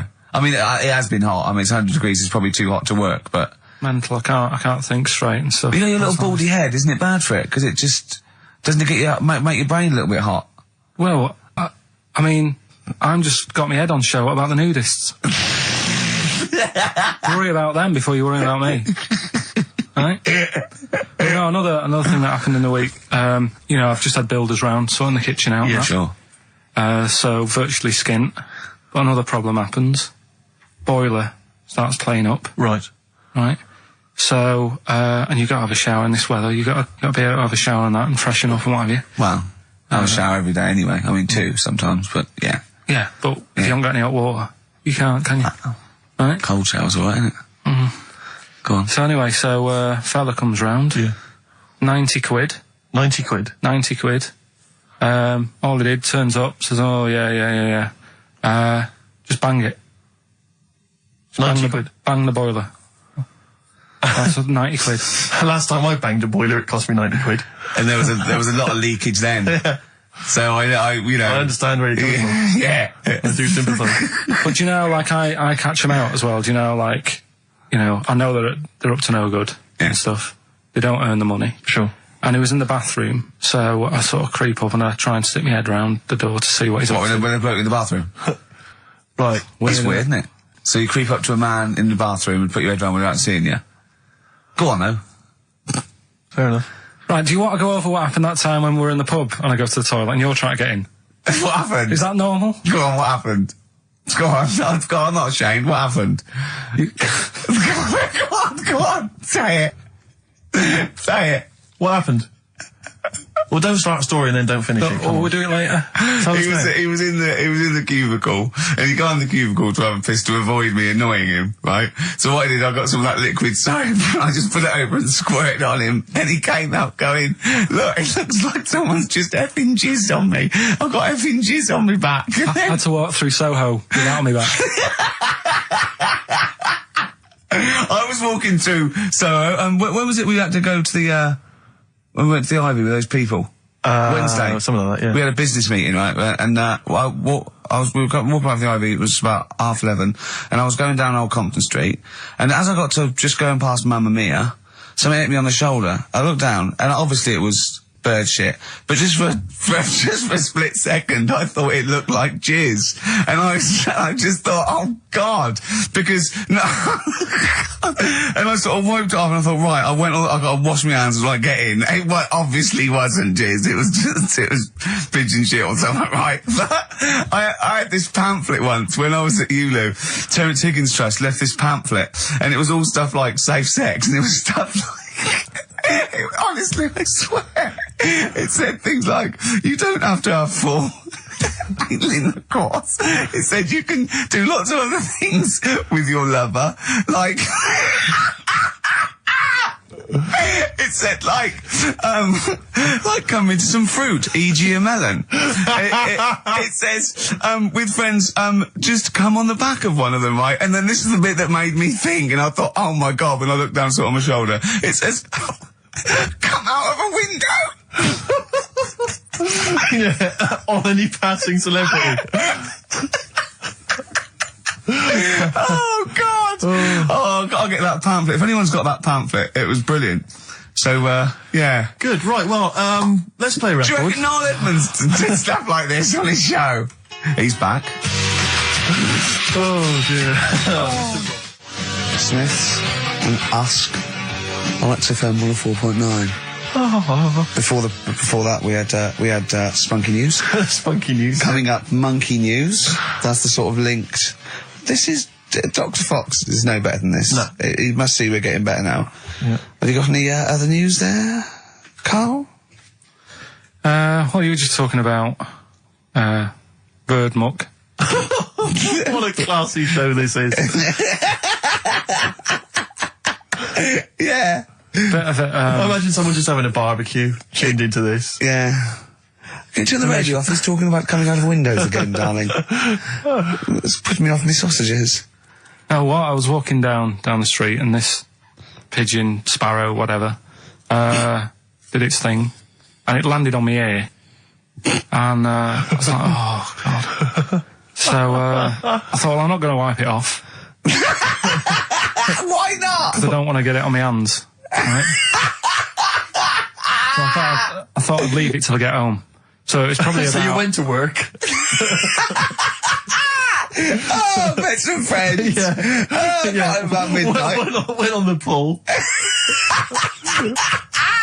So I was best man, so after the speeches. That is brilliant.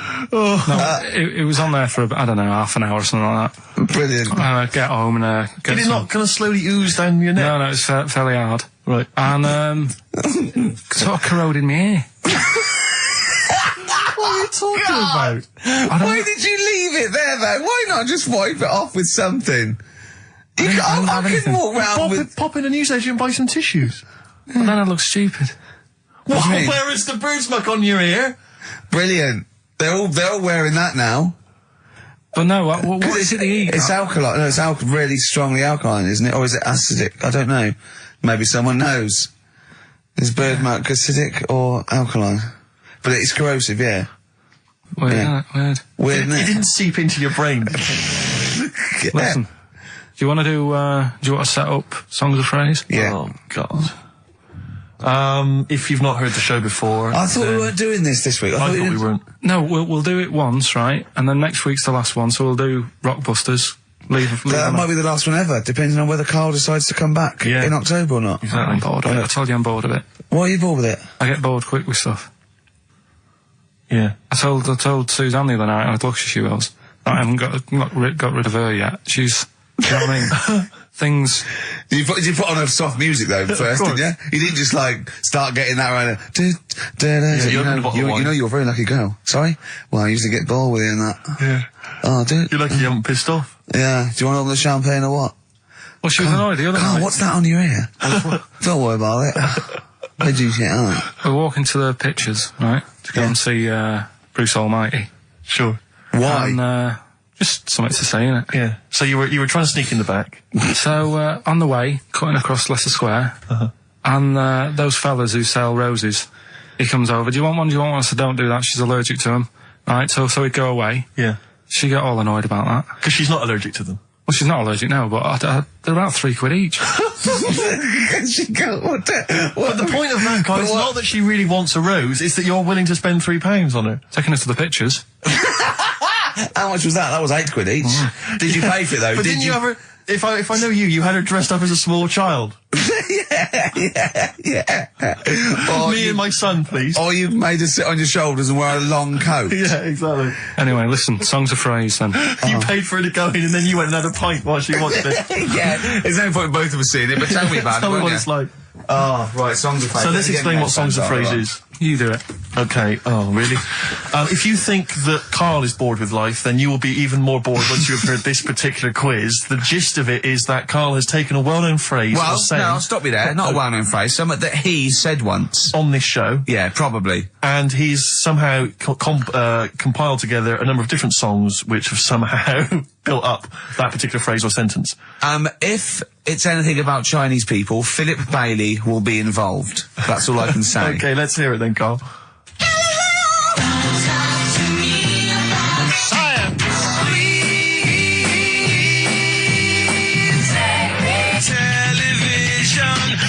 Right? Alright, I don't know what that is. I don't know what that was. This is appalling. I don't know This is what that appalling. is. Carl, I do not know what that is. What is the phrase? I just was saying last week about everyone's raving about Galileo. No, they're not. No, they're not. Raving about Galileo. No, they're not. No, That sounds they're like not. a sort of B-side from Yeah. the Buggles. Everyone's raving about Beyonce and Robbie Williams. Yeah. They're not, people going, Pop what, Idol. what are you into? Galileo's good. Yeah. Forget it. No! Placebo, song for Carl there. That's Special Needs on XFM 104.9. I'm Ricky Gervais with me, Steve Merchant, Karl Pilkington. We were doing songs of phrase. Oh yeah, I forgot about that. Yeah. Oh god. So what is this phrase? What is the phrase, Carl? Last week we were talking about Galileo, Right. and I just was saying, years ago, I can't remember now, when was it? When was he doing his thing? End of the 16th century, I think. Right. And he was messing about, trying to find out about speed of light or something, is it? No, he did lots of stuff, Galileo. All I was saying is, Gravity, back then, yeah, surely yeah. everyone was saying, stop messing with that, make us a telly. You know what I mean? There was other things that people would have been happier with. Sure. Back then. Like they So now. the phrase exactly is what? The well-known phrase is what? Galileo. It goes like this, doesn't it?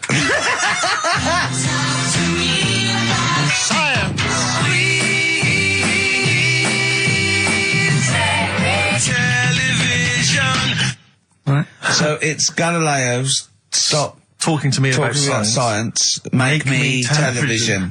Make me television. Yeah. So you email in with the bands and that. Brilliant. Right, let's... That is rock bottom. I mean, the well-known phrase being Galileo, stop talking to me about science, make me television. As a well-known phrase is one of the weirdest things I've forget cheers out of windows and things like that. That is the weirdest thing I've heard on radio as a competition. Can we have that one next week? Okay, well here are the prizes. If you think, Rick, if you think the quiz has hit rock bottom, wait till I tell you these prizes. No, brilliant. I know that we're very much pushing new music on XFM, and it's an alternative music station, so you'll be pleased that we're giving away now That's What I Call Music 55, featuring the likes of Busted and Daniel Bedingfield. Brilliant. You really know how to cater to our audience, don't you? The best dance album in the world, that includes DJ Sammy, Scooter, and Liberty X on there. So look forward to that. Yeah. This is not so bad. Nick Cave and the Bad Seeds, a live DVD of a, pardon me, a performance, and some, pardon me again, but, anyway. That basically sums up the prizes. So, I won't tell you the rest, they're all monotonous. But, anyway, I think those crisps, Rick, have gone down the wrong way. Although I was eating goulash earlier. Sorry. I'm fine. So anyway, yeah, that's some of the prizes. And you can win some tat. So, if you can identify these artists. The well-known phrase, Galileo, stop talking to me about science, make me television.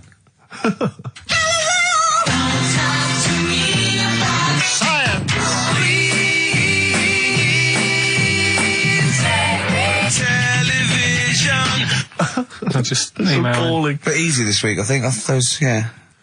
Play a record, Carl. I mean, it's ridiculous. Ricky.Gervais at xfm.co.uk. The Pixies. The Pixies on XFM 104.9 Holiday Song. He's talking about people coming round and just banging the boiler and charging 90 quid. I think it was last Christmas. We had a dripping tap, right? And it started off just dripping a little bit. And then after I thought, we'd get that sorted out. We couldn't actually turn the tap. It was just solid where the washer had gone.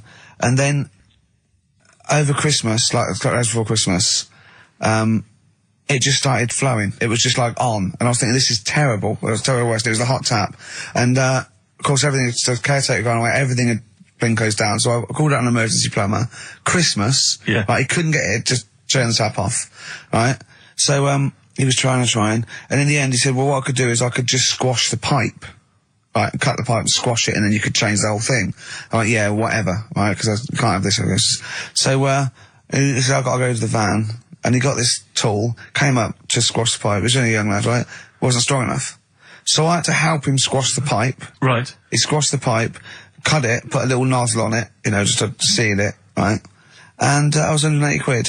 180 quid? And I was to say, surely that's half mine. Yeah. I helped it, and I was sort of being sarcastic. When Johnny was there, I was going, how much was that tool? He went, it was only about 9 quid. I went, pays for itself, isn't it? Yeah. And I was going, can I get one of them? He was going, yeah, get them anywhere. Obviously, didn't it? And then he went, I wrote a cheque for 180 quid, and he went, I didn't charge you for the nozzle on the end. I went, no. He went, I said, how much is that then? He said, £2.50. So I can leave you cash for that. £2.50. £182.50. So he hadn't even really sorted the problem out. But what can you do? He wasn't ripping me off. That's the prices. Yeah. He's not going to go, I'll tell you what, mate, because you helped me, call it quits. Yeah. Just buy me lunch. It's not going to happen. Yeah. My mate was locked out of his flat once, and he went out and shut the door behind him, and that was it. And he looked through a letterbox, and he could see his keys, right? Phoned the locksmith, says, look, can you come round? I can see my keys, right? It's just have to go out. And he went, well, yeah, but that doesn't matter. I said, I'm going to try it. It's 90 quid. And he went, 90 quid? He went, but I can see the keys. He went, yeah, I can get them for you. And he went, and my mate said, you're going to come round, you're going to charge me 90 quid, and you're going to scoop my keys up with a bent coat hanger. And the locksmith said, have you got a bent coat hanger, mate? It's brilliant. But it's a fair point, isn't it? Do you know what I mean? It's a valid point, that's it. And what can you do? Yeah. I'd have gone, thanks for the expert advice, and then asked a neighbour for a bent coat hanger. And they went, well, we'll call it 100 quid. Yeah. But that's more expensive than a locksmith. Well, yeah, because you're going to illegal traders. Exactly. We've got no licence. Yeah. We've got to pay a little bit more in case we get fined. Exactly. But that's what was going on when, you know, the fellow was round the other day fixing the boiler in the bathroom. Just wanted to make sure that he was working on it, because it all went quiet in there. Mm. He had the door shut. I'm trying to have a little quick sort of peep, seeing if he's doing anything. And I pushed the door. Just like this sounds. But just pushing the door slowly. And he's going, don't come in. I was like, what are you doing? Well, what was he doing? Dunno. But then he's like, 3 down. Probably doing a crossword again. That's what annoys me, the way that, you know, it's all secret, you're not coming in, and you hear the odd bang now and again. He's probably sat there, crossword, 3 down, giving it the old, just now and again. With his foot. Just annoying. Yeah. How much did he charge you? 90 quid? It's just under 90 quid. Yeah. And all he said was, you know, give it a bang. If it don't work again, give it a bang. What does that mean? Is that an air block? And they just like, what is it? I don't know. It's not that complicated. You wouldn't think a boiler's that complicated. It's not like understanding, you know, how a fast breeder works or a computer. It's a big lump of metal without water in it. How can we not know how that... Yeah. We were discussing yesterday, me and Glenn were trying to work out how a fridge works. Right. Pretty cool. Magic? It is the magic comes down the electricals into the frozen peas. That's what I thought. Yeah. Yeah. Can't still talk about, I know it's something to do with the hydrofluorocarbons can exist at much lower temperatures without freezing. So when they enter the fridge, sort of under pressure, as they flow round, because the pressure goes down, they take energy from the It's perhaps a discussion to have in the pub, but not on the air. I still can't figure out, I've never quite understood how a plane stays in the air. It always unnerves me when I'm in a plane. Turning a tap on, getting water. How basic are we going to go? Carl goes walking. Yeah. Yeah. Here's a bit of science for you. Go on. Right. Read the other day. Yeah. If you dug a big hole, right? Oh, God. Started digging, say in, wherever, Trafalgar Square, right? Yeah. You dig a big hole and you keep digging. Yeah. And you go right through the earth. Right. Out to the other side. Yeah. So you're somewhere in Australia or something, right? Yeah.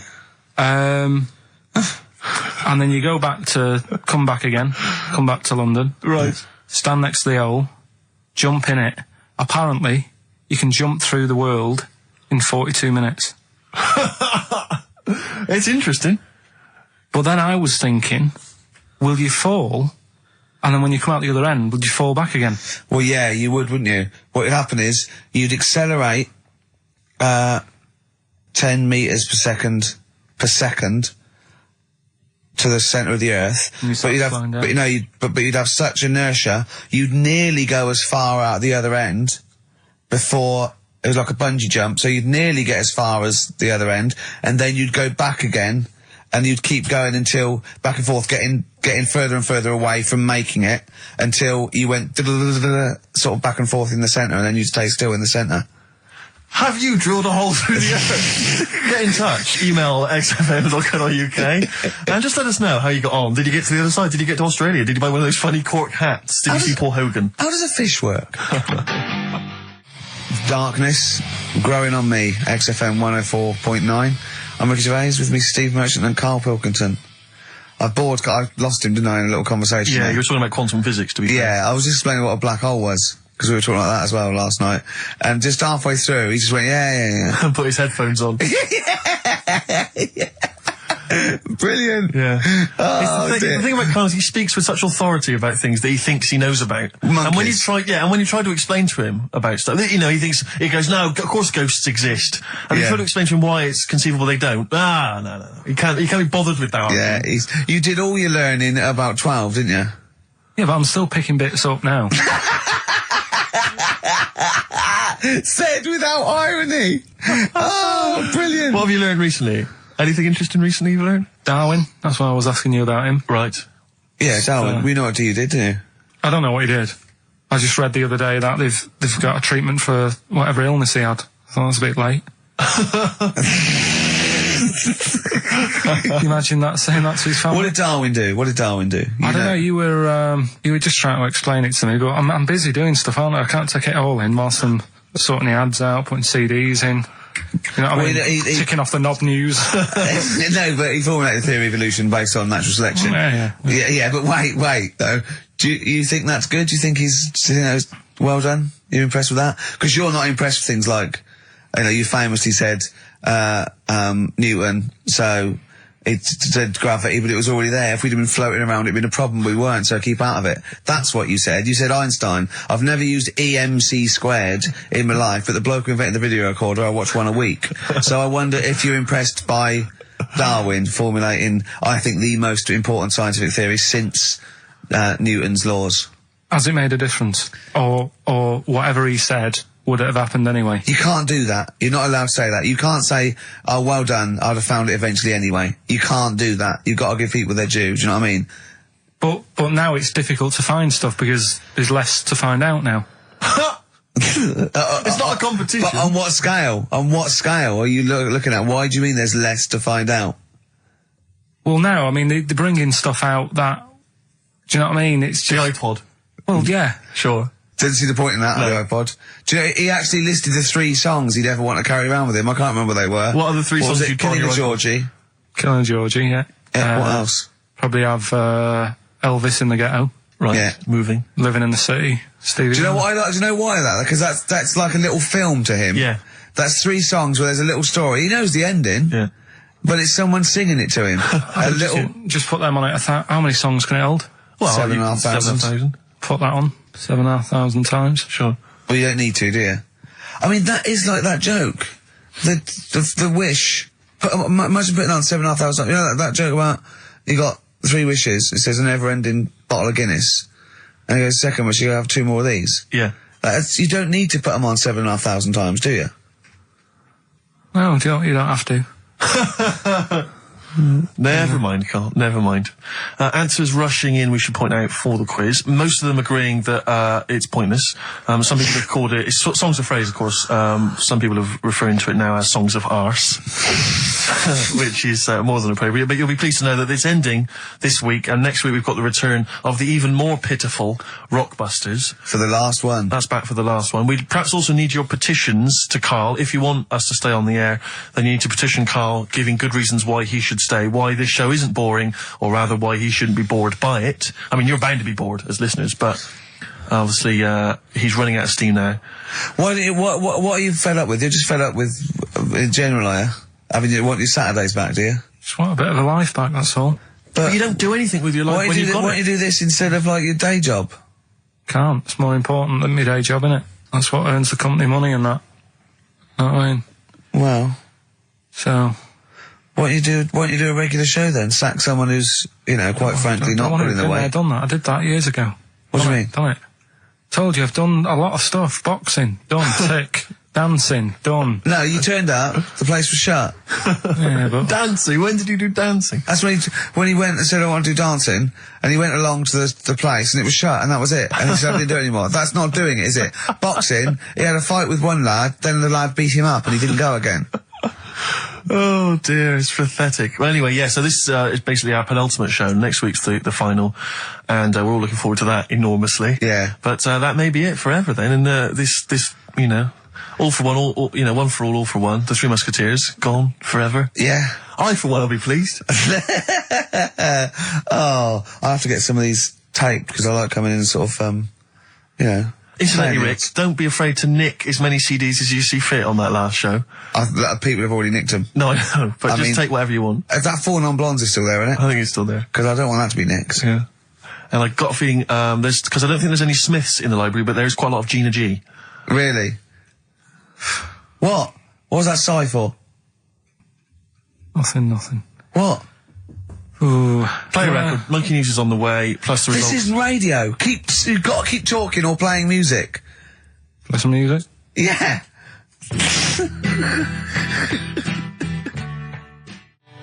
Heart of Gold by Neil Young on XFM 104.9. Pop Idol, of course, begins this evening. I know you're looking forward to it, Rick. Yeah, love it. It's love always it. a joy, isn't it? Especially those early rounds with the mentors. dibs. Yeah. Yeah, they are always extraordinary. That's the only reason I watch. I mean, I can't be bothered with the later contest. It's just watching the freaks for the first couple of weeks. It's an absolute pleasure. Yeah, I sort of like watching the judges. They're good as well. Oh, the judges are good, yeah. I like the fact they've got their little shtick, the special jokes they've obviously written or just waiting to get them in. Yeah. It's just great. But I like when Pete Waterman cries as well. Does he cry? Sometimes, if he's moved by it. He's better than bloody Bobby Daddon. Like it, yeah. Rosie Ribbon made him cry. He just wells up and then like that. That's good. I like that. He talks a lot of old arse, doesn't he, Pete Waterman? I sort of quite like him, though. I don't know, I find him irritating. Well, it's like he genuinely thinks he's up there with Lennon and McCartney. That's one of the great kind of pop swingales of his time. Yeah. And, I don't know, you wrote songs for Sunita. Well, Don't be let's not knock him. There's Foxes on there. True, no, Dr. Fox is a genius. And obviously can step in if there's any medical emergencies. Rick Waller, you'll be pleased. Now, obviously, as you know, I'm a huge Rick Waller fan. Not only has he got a great singing voice, but he really is a picture, isn't he? No, I know it's a bit harsh. I've said it before, but he does make me a little sick to the stomach when I look at Rick Waller. And to be honest with you, it's his own fault. He went in Celebrity Fit Club, he had a chance to sort things out, and his attitude was wrong, and he didn't trim down, and he's, for want of a better phrase, a bloater, and slightly grotesque. But, he's in the paper this week saying that it was all because of his image. He didn't fit the stereotype of what pop stars should look like, blah, blah, blah, blah. Well, he's disgruntled by this. He's got a great singing voice. Well, he has got a great singing voice. But the point is this, Rick, since the days of Elvis, since the days of Bing Crosby... He's not as fat as Elvis. But you're a star because you have to have the whole package. The voice, the sex appeal, everything. We know how it works. Kids buy it. It's pop music. That's what pop music is. If you want to be a big fat bloater, you've got to at least be as good as Barry White. He isn't. Or Pavarotti. And so anyway, he set up an organisation. He's already got a band. He's got a band. You're saying, get over it. The world should revolve around looks. Well, no, I'm saying pop music. That's what pop music is. I mean, this kind of obsession with he should get a chance. But not on record. No, I know, but be a backing singer. The point is, this kid wants to be a star. He wants to be a star, doesn't he? That's the point. He doesn't want to sing and make a couple of records. He just wants to be a star. I'd have thought that's the real rub, that actually he's not being truthful with himself. Yes. He doesn't just want to make beautiful music and sing well. He wants to be, carried round on a sedan chair and adored. Imagine that. I know. He'd have to have a lot of money to pay for the entourage that can carry him out. 4 elephants needed. But he's got a company now. He set it up with his dad. It's a management company. It's called Star Search. And basically, he's hoping to break the fickle industry, expectations. And so if you're a bit of grotesque, if you're a freak of some kind, if you're someone that Karl, would be impressed by or, alarmed by, then you can get in touch with Rick and he can put you in there. Women with beards, little midget fellas, whatever it does not fit the usual norm. Should we cut along? I'm thinking the three of us next week. We won't have much to do after next week. Ricky's got a bit of a singing voice on him. I'm learning to play Blowing in the Wind on the keyboard by Bob Dylan. Yeah. So I can master that. I don't know what you can do. You can dance, can't you? You know that, you've done it, you've done dancing, so... Exactly. It's like, Little Donkey. We'll have a hit at Christmas. Perfect. I'm good at that. What were you meant to be playing when you did Little Donkey in the play? Drums to We Three Kings.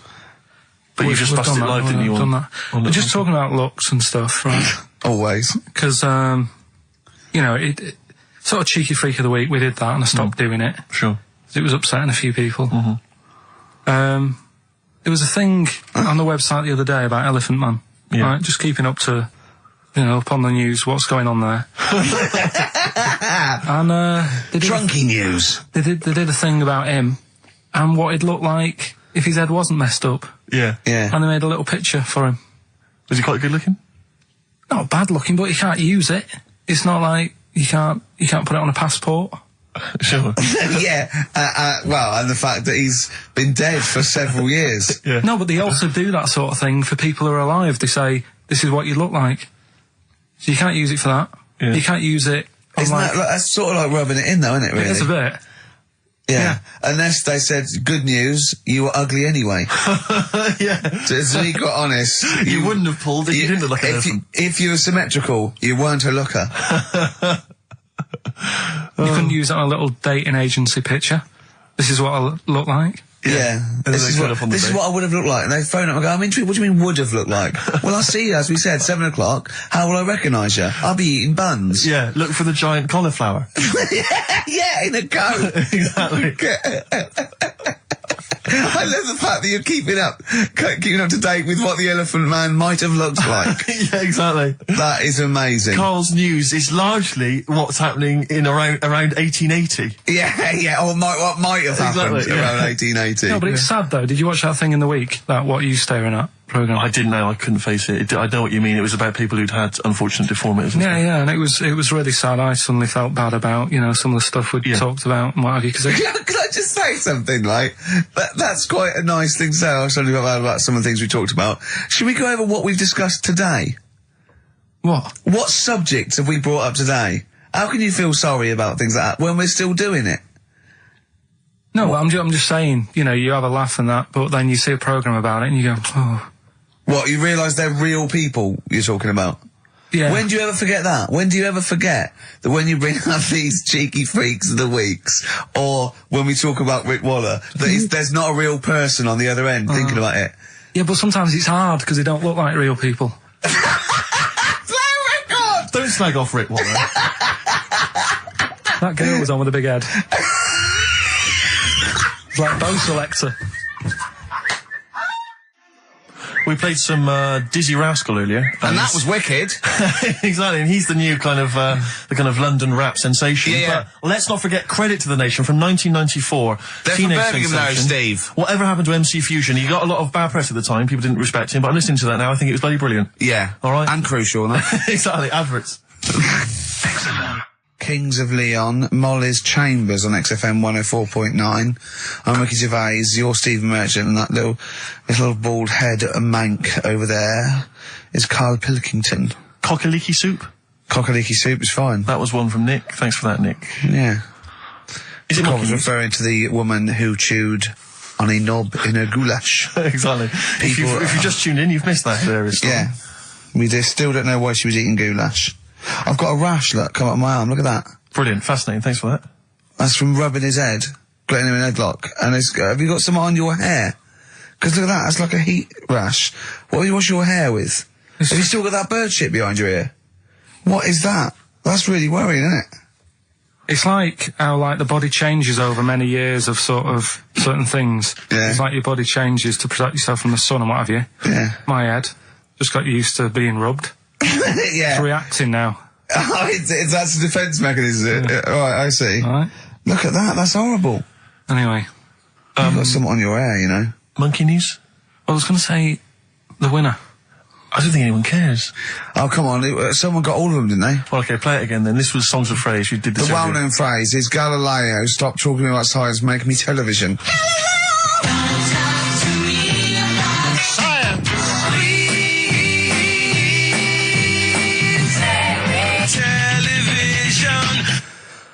The most convoluted, banal quiz on any radio station ever.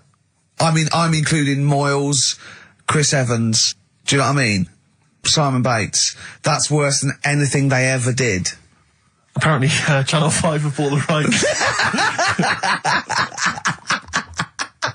Anyway, what were the answers, Carl? We had Queen in there, Altered Images, Thomas Dolby.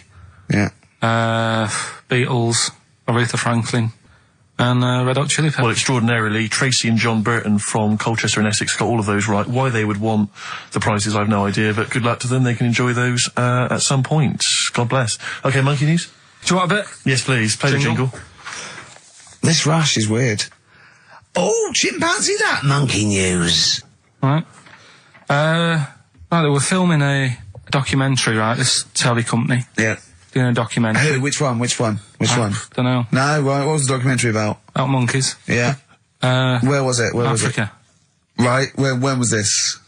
I haven't got a date. Okay. Recently, though, since the advent of television, obviously. Yeah. Actually, a bit of extra monkey news if you want it. Okay, always. Do you know the, Monkey News Extra. Go on. Do you know the Halfords ads? Halford's ads? I don't think so, no. What happens? Halfords, they've they sell nuts and bolts and stuff. Right. They were using monkeys in the ads. Okay. Yeah. And what happened? Don't they sell bikes, Alfreds? Well, mainly. Bicycles and motorbike stuff and that. Okay, so they're using monkeys in the advert. What happened? I can't handle it. What? I can't do this. Look at him. Look at him. I don't care what he's doing. Well, basically, right, there was a load of hassle because they were using these monkeys in this Alfred's advert. Yes. Right. And what happened? Get to the point. It turned out it wasn't a problem because they were mechanics in the first place. Well, they were monkey mechanics? Yeah. What are you talking about? Mental. What are you talking about? That's not a story. Right, anyway, listen, let's get back onto They were mechanics in the first place. Right, listen. Right, so they're making this documentary. Right? And stumble across a little gang of... Come on! Just... Get on with it, please. Little gang of monkeys. That's Yes. the first time I've ever laughed. I'll hear that. I know. Well, brilliant. What do you want, a cake? Come on. Can we play a song? Oh, I don't understand what is wrong with you, you freak. It's making me laugh. Just tell us the story. All right, then. All right. So anyway, right, so there's this documentary being made. They found a little gang of monkeys. Right, play a song. I don't know what's going on here. I apologise. It's just if you were looking forward to monkey. Got to hide your love away. According to the Beatles on XFM 104.9, I'm Ricky Gervais with me, Steve Merchant. Right, Carl, come on. where monkey were we? news. Where Everyone's composed. The jingle, please. Oh, chimpanzee that monkey news. Excellent. Okay. Right, where were we? We were just start again. There's some people making a documentary. For what? Okay. Making a documentary in the jungle and that. Right. Stumble across a little gang. Okay, come on. All right. A little gang of monkeys. Yeah. Oh, come on. So the camera crew are there filming it. Yes. Everything's going normal. It's all fine. Nothing odd about it. Okay. They're not running a restaurant, they've not got any barber shops, nothing. No. Just regular monkeys going about their business, yeah. So anyway, what normally happens is the monkeys sleep with the partner. They already do what? They don't sort of sleep around and that. Once they find right, the girlfriend or the boyfriend or whatever, Yeah. they stick with them, right? Okay. But anyway, they were watching this one, right? And it's going around a bit, sleeping around, Oily. and it was getting fatter. They thought, this is a bit odd. Yeah. Right. So, followed it round and, see it having it away. Turns out, little prostitute.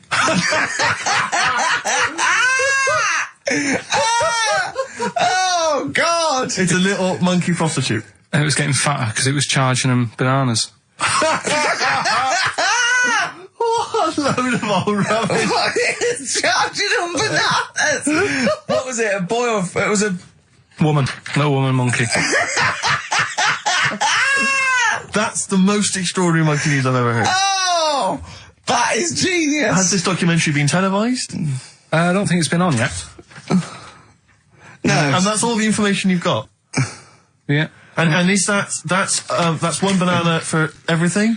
Now, half a banana is for... Just oral. A poor job. Right. If you want full-blown monkey sex, it is 2.5 bananas. Sure. So, Let's just play a song. let's just play... All right, well, this is our penultimate show, so we're back next week. We're going to make it a barnstormer, I'm sure, lads. I want 100% behind it, 110% next week. All right, none of this giggling, none of this infantile giggling, like two schoolboys. Right. All right, we're going to come back, we're going to have some quality monkey news next week. We're going to have all kinds of treats, I would have thought. Okay. Some great prizes. All right, are we okay? Yeah, We all best show. behind that? Let's make next week the best show ever. Good luck. If you miss it, then you miss out. We're ending with a track from a couple of years back. I think it was 92, 93. Dinosaur Jr. Start Chopping. Play that. Start playing. Forget Start Chopping. Start playing. All right. All right. See you next week. Yeah.